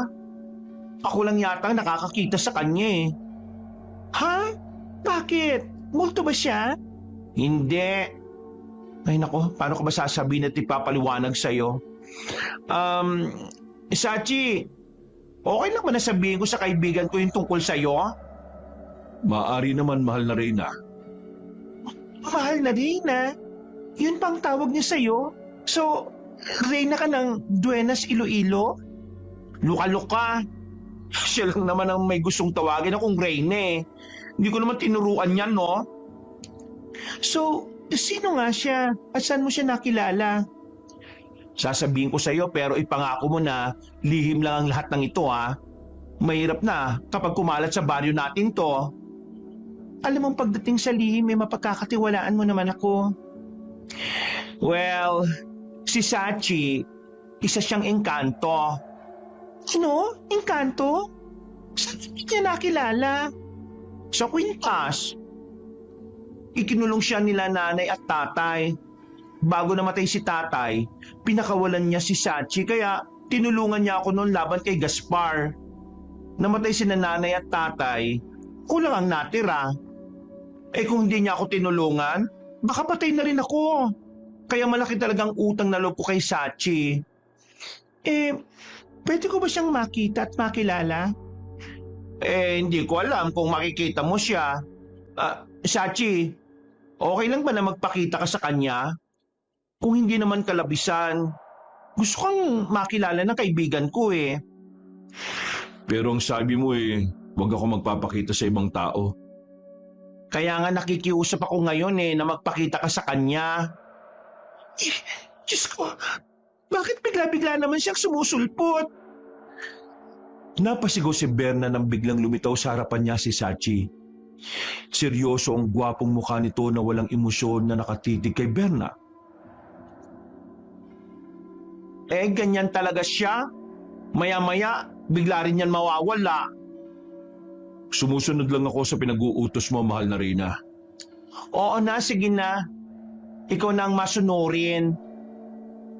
Baka machunurin. Kasi ang macho niya, ang ganda ng mga biceps at triceps niya. Ay naku po, umandar na pagka-itrimitida mo. Sachi, baka naman may kapatid ka na kasing gwapo mo din. Baka pwede mo akong ipakilala sa kanya. May mga kapatid ako pero hindi ko alam kung magugustuhan ka nilang kilalanin. Ganun. Pero sure ako na gwapo rin sila kagaya mo. Hoy, lukurit ka talaga. Tingin mo magkakagusto ang engkanto sa kagaya mo? Bakit? Hindi lang ako makapaniwala na totoo pala silang nag-exist dito sa mundo. Akala ko kwentong bayan lang ang tungkol sa kanila eh. Akala ko nga rin. Naalala ko nung bata pa ako, laging kinukwento ni nanay sa akin ang tungkol kay Sachi. Akala ko nabasa lang niya sa libro ang kwento na yun eh. Yung pala, totoo na may ikinulong silang sutil na engkanto. Anong balak mo sa kanya? Gagawin mo ba siyang bantay dito sa bahay niyo? Hindi no. Makakabalik din siya sa mundo nila. Kailangan lang tapusin at tuparin yung misyon naming dalawa. Nag-usap na kami tungkol sa bagay na yan eh. Tutulungan niya ako. Pwede ba akong sumama sa mission na yan? Hindi pwede, no? O mapahamak ka. Nag-iisa ka lang na kaibigan ko kaya ayaw ko mawala ka, no? Kaibigan kasi kita kaya gusto ko rin tumulong. Gusto, maraming salamat talaga, Berna. Walang anuman, basta ikaw. Magtatago na muna ako. Kailangan ko magpalakas para pagandaan ang laban natin kay Gaspar. O sige, Sachi. Pasensya na sa istorbo, ha? Iglap lang ay nawala na si Sachi. Gulat na gulat pa rin si Berna. Hindi ba ako nananaginip? Hindi. Dahil gising na gising ka. Nandito ka nga sa bahay ko, no? Ay, ang gwapo talaga niya, no? Sana mapanaginipan ko siya mamaya. O kaya, dalawin niya ako sa bahay ko. Gaga! Pati si Sachi pinagpapantasyaan mo? Ikaw talaga? Mukha naman siyang single kaya ayos lang yun. Kurutin kita sa singit para magising ka talaga sa katotohanan. Marami pa kaming napagkwentuhan ni Berna, kaya inabot na siya ng tanghali sa bahay ko. Nang magpaalam ito, ay muli akong bumalik sa pagsasanay. Lumipas ang mga araw. Bukod sa mga pagsasanay na ginagawa ko, ay hinalungkat ko ang lahat ng mga kagamitan nila nanay at tatay. Nakita ko sa isang baulang iba pa nilang mga armas na pwedeng gamitin. Nakaagaw ng pansin ko ang isang matulis na sibat na kulay pilak. Kalahat hindi pa ang haba noon kaya hindi mahirap gamitin. Ayos na ayos sa mga armas na ito, ah. Buti naisipan kong kalkalin tong baul. Gagamitin ko to para mapagsanayan ko. Yan ba ang gagamitin mo sa pakikipaglaban? Ano ba yan? Pag Diyos por sant. Sachi naman, sabi ko sa iyo, di ba? Huwag mo akong gugulatin. Hindi ko namang gustong gulatin ka, mahal na Reyna. Nakita ko kasi ang ginagawa mo eh. Alam mo, hindi ka patas. Lahat ng ginagawa ko, nakikita mo. Pero ikaw, hindi ko nakikita mga ginagawa mo. Wala naman akong ibang ginagawa kundi magpalakas. Kaya lang ang problema ko, kahit anong pagsasanay ang gawin ko, ayaw lumabas ng ibang kapangyarihan ko. Iniisip ko kasi na baka yun ang magiging problema natin kapag nakipaglaban tayo kay Gaspar. Anong ibig mong sabihin na magiging problema natin? Baka imbis na may pagtanggol at matulungan kita, baka maging pabigat pa ako sa'yo. Ano bang kailangan nating gawin para masolusyonan ng problemang to? Biglang itinaas ni Sachi ang dalawang kamay nito. Napatingin ako doon at maliwanag kong nakikita ang gintong kadena. Ang tanging paraan lang ay kailangan mong kalagan ng mga kadena na ito. Iniwas ko ang tingin ko kay Sachi at ipinagpatuloy ang ginagawang pagkalkal sa baul. Kung iniisip mo pa rin na lolokohin kita, nangangako ko na hindi ko yung gagawin sa'yo. Bukal sa loob ko ang pagtulong. Magtiwala ka lang sa akin. Kakalagan ko yung kadena na nasa mga kamay mo, pero kagaya ng sinabi ko dati, may tamang oras at pagkakataon para dyan. Bakit pakiramdam ko, hindi mo ako pinagkakatiwalaan? Iniisip mo lang yon. Huwag mo muna nga akong kulitin ngayon, Sachi. Importante itong ginagawa ko. Naramdaman kong biglang nawala ang presensya ni Sachi. Nagkibit-balikat na lamang ako saka ipinagpatuloy ang pangunguha ng mga nakikita kong armas sa baul. Pinunasan ko ang lahat ng iyon at sinimulang gamitin. Nung una'y nahihirapan ako, lalo na kung paano ang tamang pagbato ng sibat na nakita ko. Sa tuwing ibabato ko yun, ay lumilis kaya kung saan-saang direksyon napupunta at tumatama. Parang may sariling buhay ang sibat. Isang gabing maalinsangan, kakaiba ang init ng gabing yon, Kabanong. Walang makikitang ulap sa kalangitan, pati ang buwan ay tila nagkukubli na parang may kinakatakutan. Umiihip naman ang hangin, pero mahina at kahit ang hangin ay parang natatakot din magparamdam. Umalulong ang mga aso sa labas ng bawat kabahayan. Galit ang tahol ng mga ito na parang may nakikita na panganib o masamang tao. Nakataas ang mga buntot at nakatayo ang mga balahibo at hindi malaman kung aabante o aatras habang nakalabas ang mga galit at matutulis na ngipin. Matapang ang mga asong ito. Bahala na mga sigbin ko sa'yo.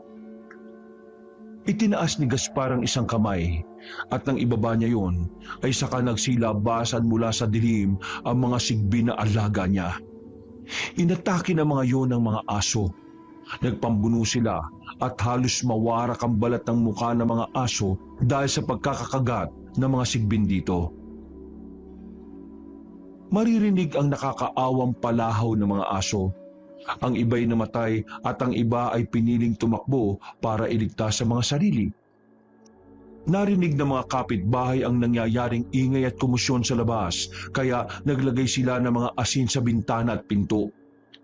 Nagsabit din sila ng bawang para sakaling maging proteksyon nila laban sa mga kampo ng dilim. Ang iba'y lumuhod sa tapat ng altar para magdasal.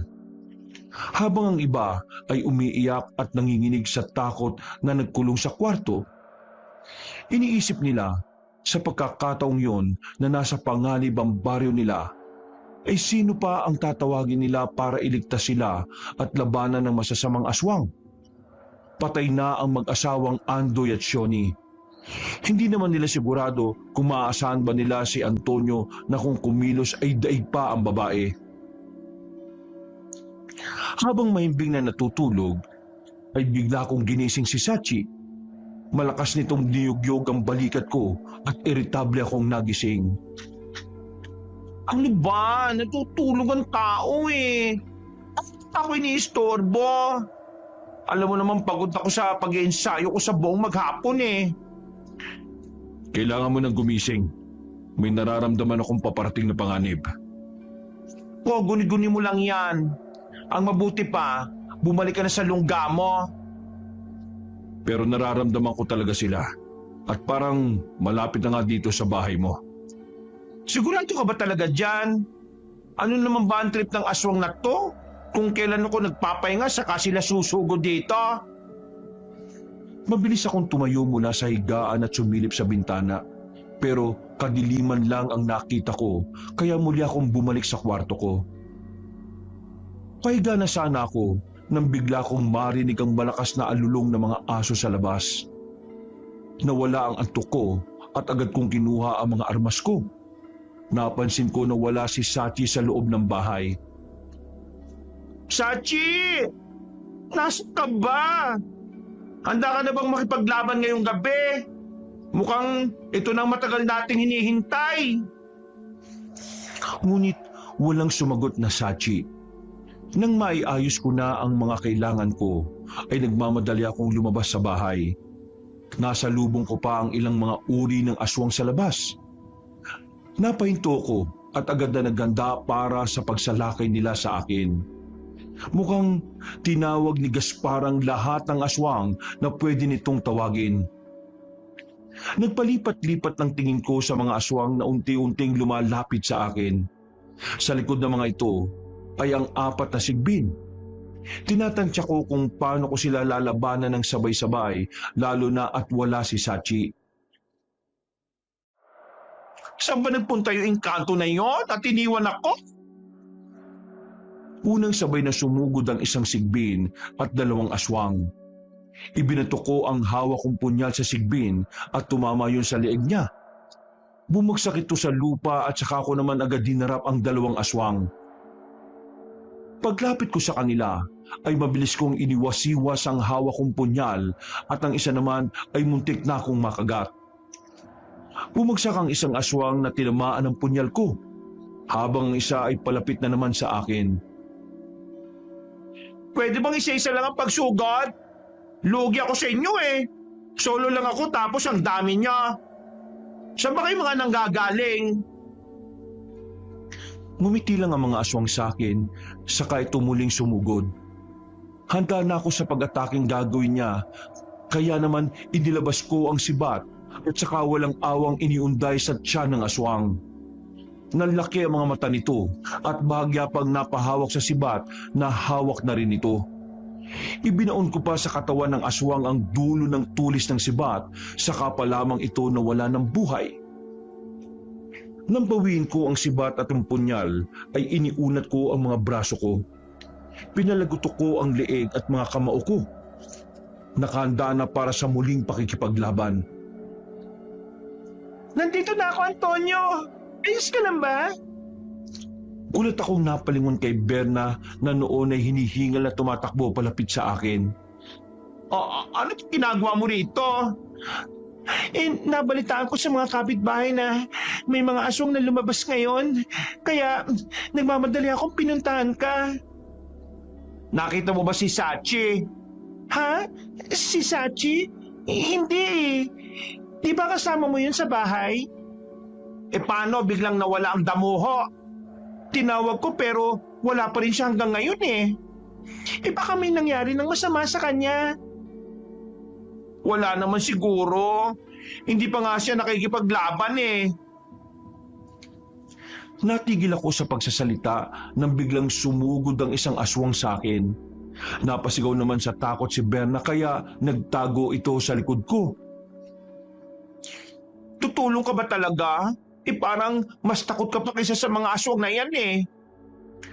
Agad kong sinaksak ang aswang. Halos maalis ang ulo nito sa liig. Wow! Grabe ang talas ng punyal na to! Antonio? Antonio! Sa likod ko! Pagkaharap ko, ay nahagip ako ng kalmot ng aswang sa dibdib ko. Ngunit napunit ang kapiraso ng suot kong damit. Saka naniningkit ang mga matang tumingin sa aswang na nasa harapan ko. Walang pakundangan na sinuntok ito sa mukha, sabay sipa sa isa pang aswang na napasugod sa amin. Kahit magsabay-sabay pa kayo, patayin ko kayong lahat. Nang sumigaw ako, ay galit ang mga aswang na sumugod sa akin habang si Berna ay piniling makipaglaban sa mga sigbin kahit na baka sa mukha nito ang matinding takot. Sa inyo, Hawak ni Berna ang isang punyal sa kamay at sa kabilang kamay naman ay may itak itong hawak. Mukhang dala pa niya ito galing sa kanila. Nako, dumadami mga kalaban, Sachi. Nasaan ka na ba? Magpakita ka, tulungan mo ako. Hindi ko alam kung sino ang uunahin sa mga aswang na sabay-sabay na sumugod sa akin, Kabanong. Ang iba'y natatamaan ako sa katawan at likod, pero sinisigurado kong mapapatay ko rin sila. Walang Sachi na nagpakita kaya lalo kong nakaramdam ng galit. Wala kang kwenta, Sachi. Iniwan mo talaga ako sa gitna ng laban na to. Sumpain ka! Masaya ka siguro na pinapanood mo kaming nahihirapan habang ikaw tahimik na nagtatago sa kung saan. Wala na tayong ibang aasahan kundi ang ating mga sarili. Sa sobrang galit ko, ay wala na akong pakialam kahit na kung sino ang tamaan ng mga hawak kong armas. Ang tanging nasa isip ko lang ay ubusin ng mga aswang. Unti-unti na akong nakakaramdam ng pagod. Tagaktak na rin ang pawis ko at hinihingal na ako. Huminto muna ako saglit at sunod-sunod na nagpakawala ng hininga. Tumulo pa ang pawis ko sa mukha hanggang sa leeg. Nakita kong natalo lahat ni Berna ang mga sigbin na hinarap niya kanina. Habang nakatitig ako kay Berna, ay parang nag-iibang tingin at pakiramdam ko dito. Parang isang matapang na Amazon ang nakikita ko. Bakit naman nakatulala ka riyan? Ano?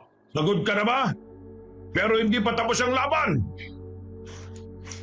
Napatindig ako nang marinig ang malalim na boses ni Gaspar. Nakita kong nasa anyo ng mabagsik na aswang habang nakangisi na nakatingin sa akin.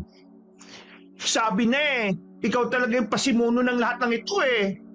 Oo, ako nga. Kailangan nang tapusin natin ang laban ngayon. Isa lang sa atin ang pwedeng magwagi at pwedeng maghari sa lugar na ito. Tingin mo ba, papayag ako na magwagi at maghari ang kasamaan dito sa baryo namin? Kung ako sa'yo, umatras ka na habang may oras pa. Depende na lang kung gusto mong magaya sa mga magulang mo Hindi ako papayag sa kanila dahil may kutuwang ako para matalo ka. At sino naman? Yang babae na yan na mahina? Sinong mahina ang tinutukoy mo dyan? Pangit na aswang. Malakas na humalakhak si Gaspar habang kami ni Berna ay nakatingin lang sa kanya.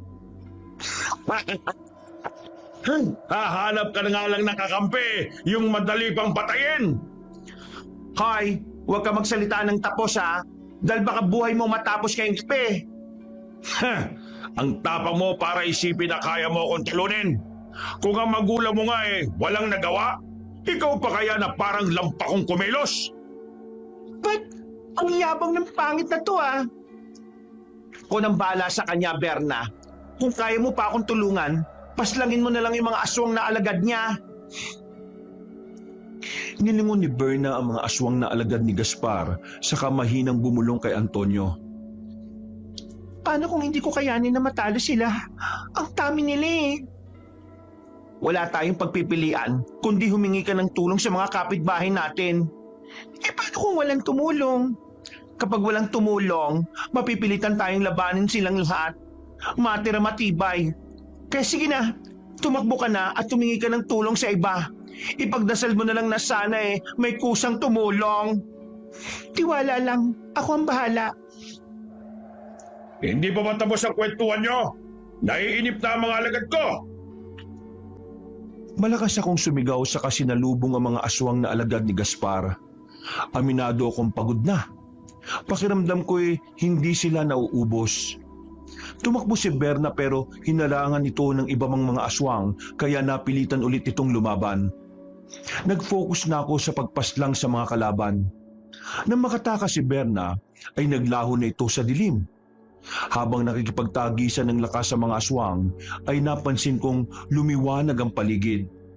Ang ibang aswang ay nasilaw na parang may kinatatakutan na nakita. Ang iba naman ay tumakbong palayo. Pangangal! Bumalik kayo rito! Natigilan ako nang makita si Sachi na siyang may dala ng liwanag. Sachi? Alam ko na kanina mo pa ako hinahanap at tinatawag. Pasensya ka na. Sinadya ko talaga na huwag mo nang lumabas para bigyan daan ka sa pakikipaglaban. Akala ko iniwan mo na ako eh. Yun ang hindi ko kayang gawin. Ano, kaya mo pa ba? Kayang-kaya. Lalo na't nandito ka na. At dumating na pala ang isang alagad mo.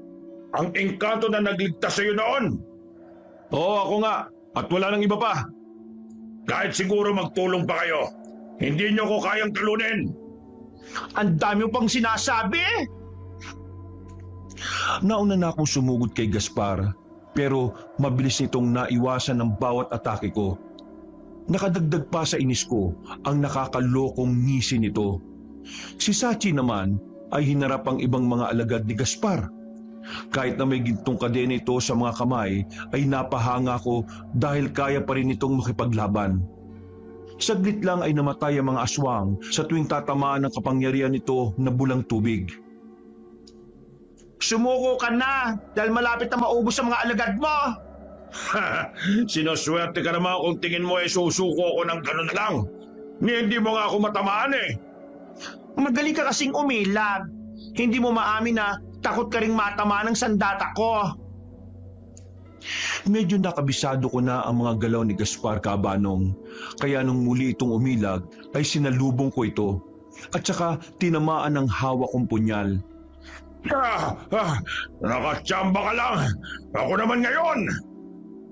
Kahit nasaktan ay sumugod din si Gaspar sa akin. Bawat pagkalmot niya sa akin ay pinipilit kong iwasan. Ang hahaba ng kuko nito. Tingin ko kasing talim ng labaha ang mga kuko niya. Sa pag-ilag ko ay natamaan ako sa dibdib. Dahil sa kirot ng natamo kong sugat ay bumagsak ako sa lupa. Agad namang lumapit si Sachi sa akin para tulungan akong tumayo. Ano, kaya mo pa ba? Magpahinga ka kaya muna. Hayaan mo akong tumalo sa kanya. Mag-iingat ka dahil baka mapahamak ka. Ako nang bahala. Ano na? Ayaw mo na ba? Akala ko ba tatalunin mo ako ngayong gabi? Puro ka lang pala satsat at yabang eh. Hindi pa tapos ang laban. Tayo naman ang magharap. Ha! Sigurado ka ba talaga na handa mong itaya ang buhay mo para sa mahinang bukla na yan? Kahit na mamatay pa ako, oo. Handa ko siyang ipagtanggol sa abot ng aking makakaya. Kung ganon, isa kang hangal. Magsama-sama kayo sa kabilang buhay. Galit na sumugod si Gaspar kay Sachi. Habang ang engkanto naman ay matapang din na nakikipagsabayan sa atake ni Gaspar. Halos mahilo ko sa nasaksihan ko ng oras na yon. Sa bilis ng kilos nilang dalawa ay hindi ko masyadong maaninag ang nangyayari sa pagitan nila. Napadasal na lamang ako na sana ay manalo si Sachi. Pinilit kong kumilos para maupo sana pero bigla kong napatigil nang maramdaman na masakit pa rin ang likod ko. Sa akin ka na ngayon at gagawin kitang alipin! Nakita kong may inilabas si Gaspar mula sa bulsa nito. Nagsabi ito ng orasyon at dasal, saka ko nakita na unti-unting inihila si Sachi nang hindi nakikitang kapangyarihan na taglay ni Gaspar. Napalingon pa si Sachi sa akin saka mapait na ngumiti. Paumanhin, mahal na Reyna. Sachi! Huwag kong iwan! Ilang sandali pa'y nasa loob na ng maliit na bote si Sachi. Naging demonyo naman si Gaspar saka tinitigan ng engkanto na nasa loob ng bote. Paano ba yan? Nasa akin ang alagad mo. Ha! Lahat talaga ng gusto ko ay nakukuha ko eh. Kawawa ka naman dahil nag-iisa ka na lang. Tatapusin na ba kita? Napakaitim talaga ng budhi mo. Hindi ako natatakot sa iyo, no? Kahit na mag-isa na lang ako ngayon. Huwag ka nang tumanaw ng utang na loob sa akin. Hindi mo na kita papatayin ngayon.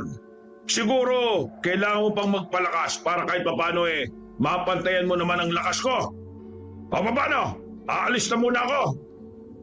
Kawalan mo si Sachi. Ibalik mo siya sa akin. Kung gusto mo siyang mabawi, naroon lang ako sa lungga ko. Sa gitna ng kabundukan na yan. Sabay turo ni Gaspar sa bundok na hindi na madalas pinupuntahan ng mga tao sa amin. Magsasalita pa saan ako pero tumalikod na si Gaspar at mabilis na naglaho. Napaluha na lamang ako dahil sa nangyari. Natalo ko at ang masakit, wala akong nagawa ng kunin nito si Sachi. Hindi nagtagal ay nakarinig ako ng mga yabag papalapit sa akin. Ano nangyari? Nasaan na si Gaspar? Wala na sila. Kinuha ni Gaspar si Sachi. Ano? Kuha? Ikinulong sa bote. Ginawa niyang bihag. Hindi ko alam kung ano ang balak niya, ang demonyo siya. Diyos ko, pasensya ka na kung nahuli kami. Kung dumating sana kami sa oras, baka hindi niya nakuha si Sachi. Tiningnan ko isa-isa ang mga taong kasama ni Berna. Halos ang iba sa kanila ay kakilala ko at ang iba ay hindi. Wala namang may gusto na gano'n na mangyari.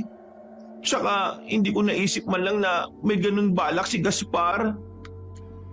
Ayos ka lang ba? Kaya mo bang tumayo?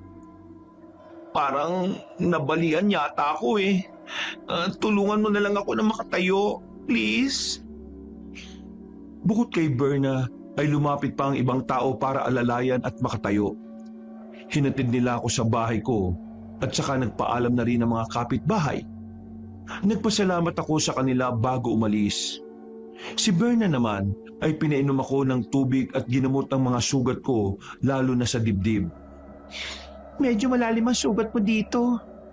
Tisin mo lang ang hapdi para mabilis na maghilom yan. Kung nandito lang si Sachi, saglit lang niyang gagamutin yan eh. Siya ba ang gumagamot dati sa'yo? Oo. Bukod sa mandirigma ay isa rin siyang manggagamot. Isa rin sa kakayanan niya. Kawawa naman si Sachi. Ano nang gagawin natin ngayon? Magpapagaling at magpapalakas lang ako. Saka natin babawiin si Sachi.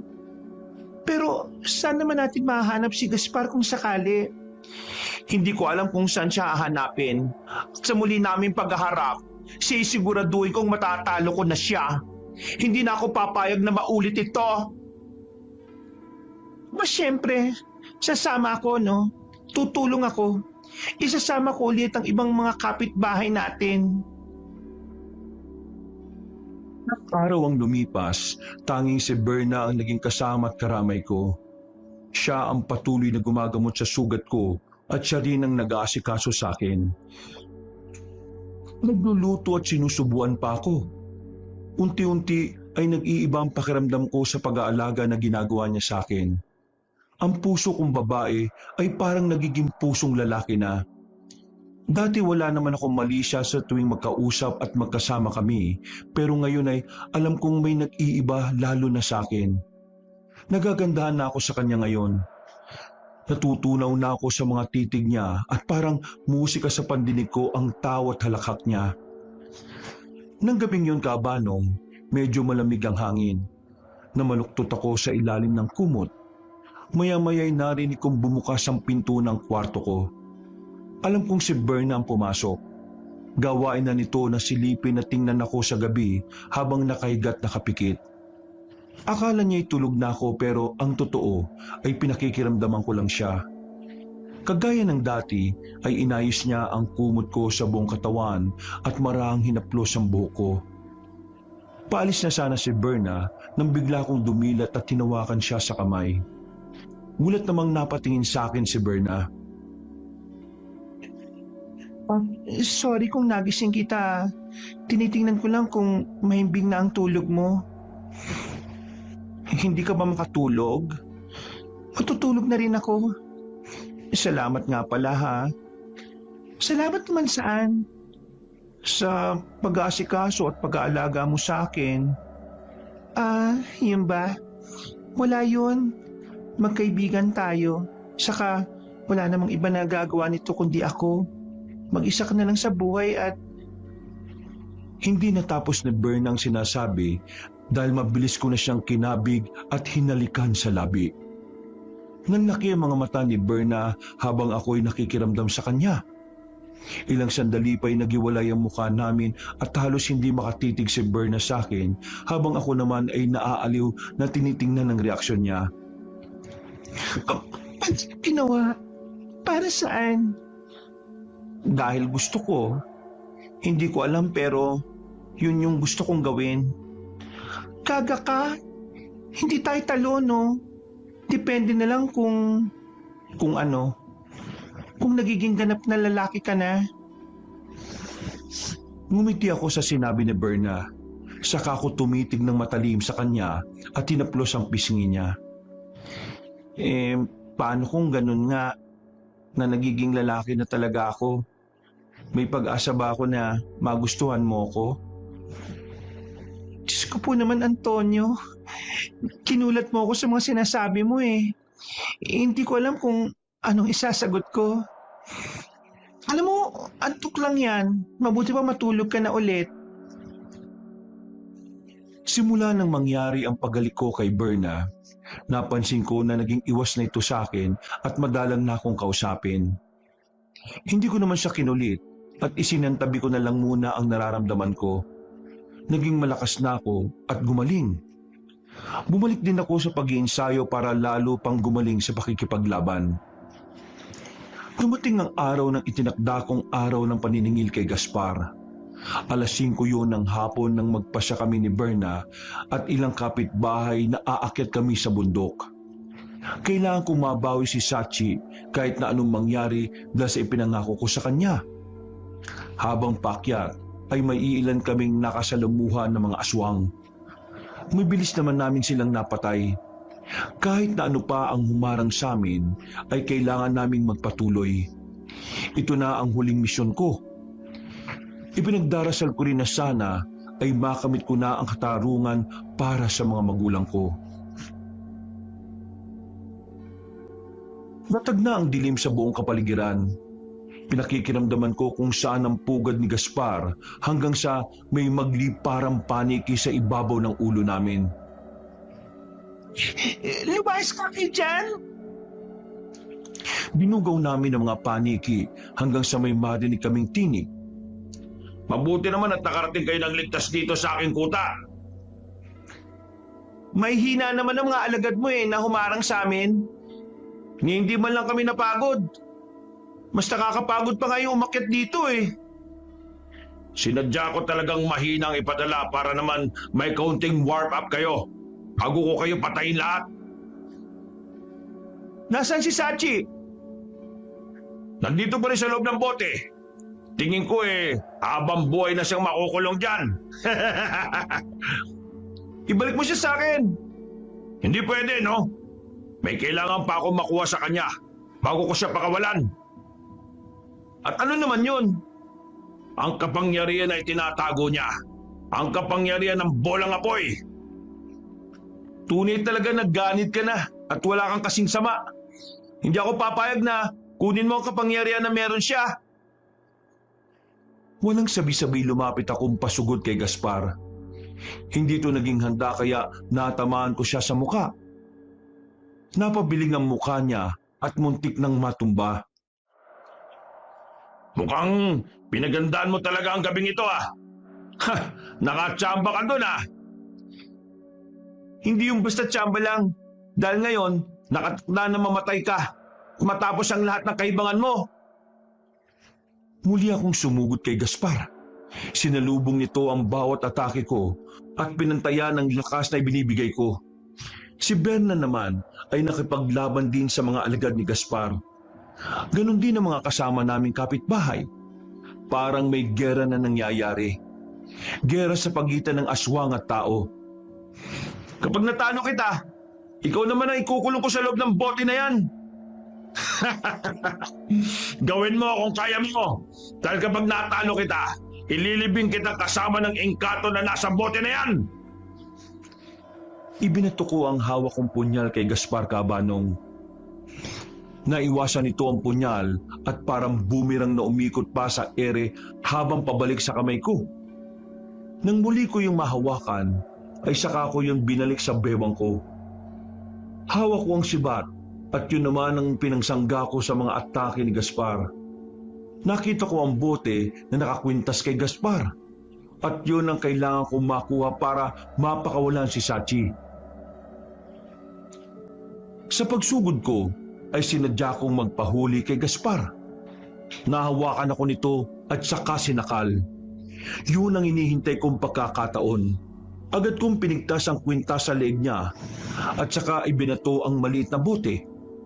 Nanlaki ang mga mata ni Gaspar habang sinusubukan na saluhin ang bote pero nakulong yun sa lupa at saka nabasag. Ilang sandali pa ay nakalabas na si Sachi mula sa loob ng bote. Bakit ang tagal mo naman akong binalikan? Saka ka na magreklamo. Tulungan mo muna ako, pwede? Visit ka talaga! Bakit mo siya pinakawalan? Ubod lakas akong ibinato ni Gaspar. Tumama ako kay Berna na noon ay nakatalikod at abala sa pakikipaglaban. Habang si Sachi naman at Gaspar ang nagtuos. Habang naglalaban ang dalawa, ay napansin kong hirap si Sachi na ilabas ang kapangyarihan nito. Bigla kong naalala ang susi para sa ganitong kadena na nasa mga kamay niya. Tumayo ako at tinawag si Sachi. Saglit itong sumulyap sa akin pero muli ring sinangga ang atake ni Gaspar. Lumapit ako kaya dalawa na kaming kalaban ni Gaspar. Kahit na magtulong pa kayo, hindi niyo ako matatalo mga hangal! Yan ang akala mo. Nang tamaan ni Gaspar ng malaking bolang tubig si Sachi ay malayo ang narating nito. Yun na ang pagkakataon ko para pakawalan si Sachi. Nagulat pa si Sachi nang alisin ko ang gintong kadena sa mga kamay niya. Maraming salamat. Akala ko'y... Nagtitiwala ako sa iyo, Sachi. Tapusin na natin ang laban na ito. Ngayon din. Masusunod po, mahal na Reyna. Nakatayo si Gaspar at mukhang malakas pa. Hindi man lang ininda ang nangyari sa kanya. Tumindig ako at naghandang sumugod habang si Sachi ay may kakaibang enerhiya na lumalabas sa buong katawan nito. Malakas ang hangin na bumapalot dito at ilang sandali pa ay itinas niya ang palad sa ere. Nakita ko kung paanong unti-unting nabuo ang apoy mula roon. Nung lumaki yun na kasing laki ng bola ay saka ubod lakas na ibinato kay Gaspar. Tumama yun sa buong katawan ni Gaspar. Sumisigaw pa ito sa labis na sakit. Ako naman ay may kakaibang naramdaman sa katawan ko. Napalod ako at napatingala sa langit. Bakit pumuti mga mata mo, Antonio? Ano ba nangyayari sa akin? Hindi ko maintindihan. Parang may bumulong sa tenga ko. Malinaw kong narinig ang tinig nila nanay at tatay. Nang mapakinggan ko ang bilin nila ay unti-unti akong tumayo. Patuloy pa rin si Sachi sa paglabas at pagbuo ng bolang apoy mula sa palad nito. At sabay ibabato kay Gaspar. Ngayon na, mahal na Reyna, ikaw na ang tumapos sa kanya. Pagtayo ko ay hinugot ko ang mahabang espada sa likod ni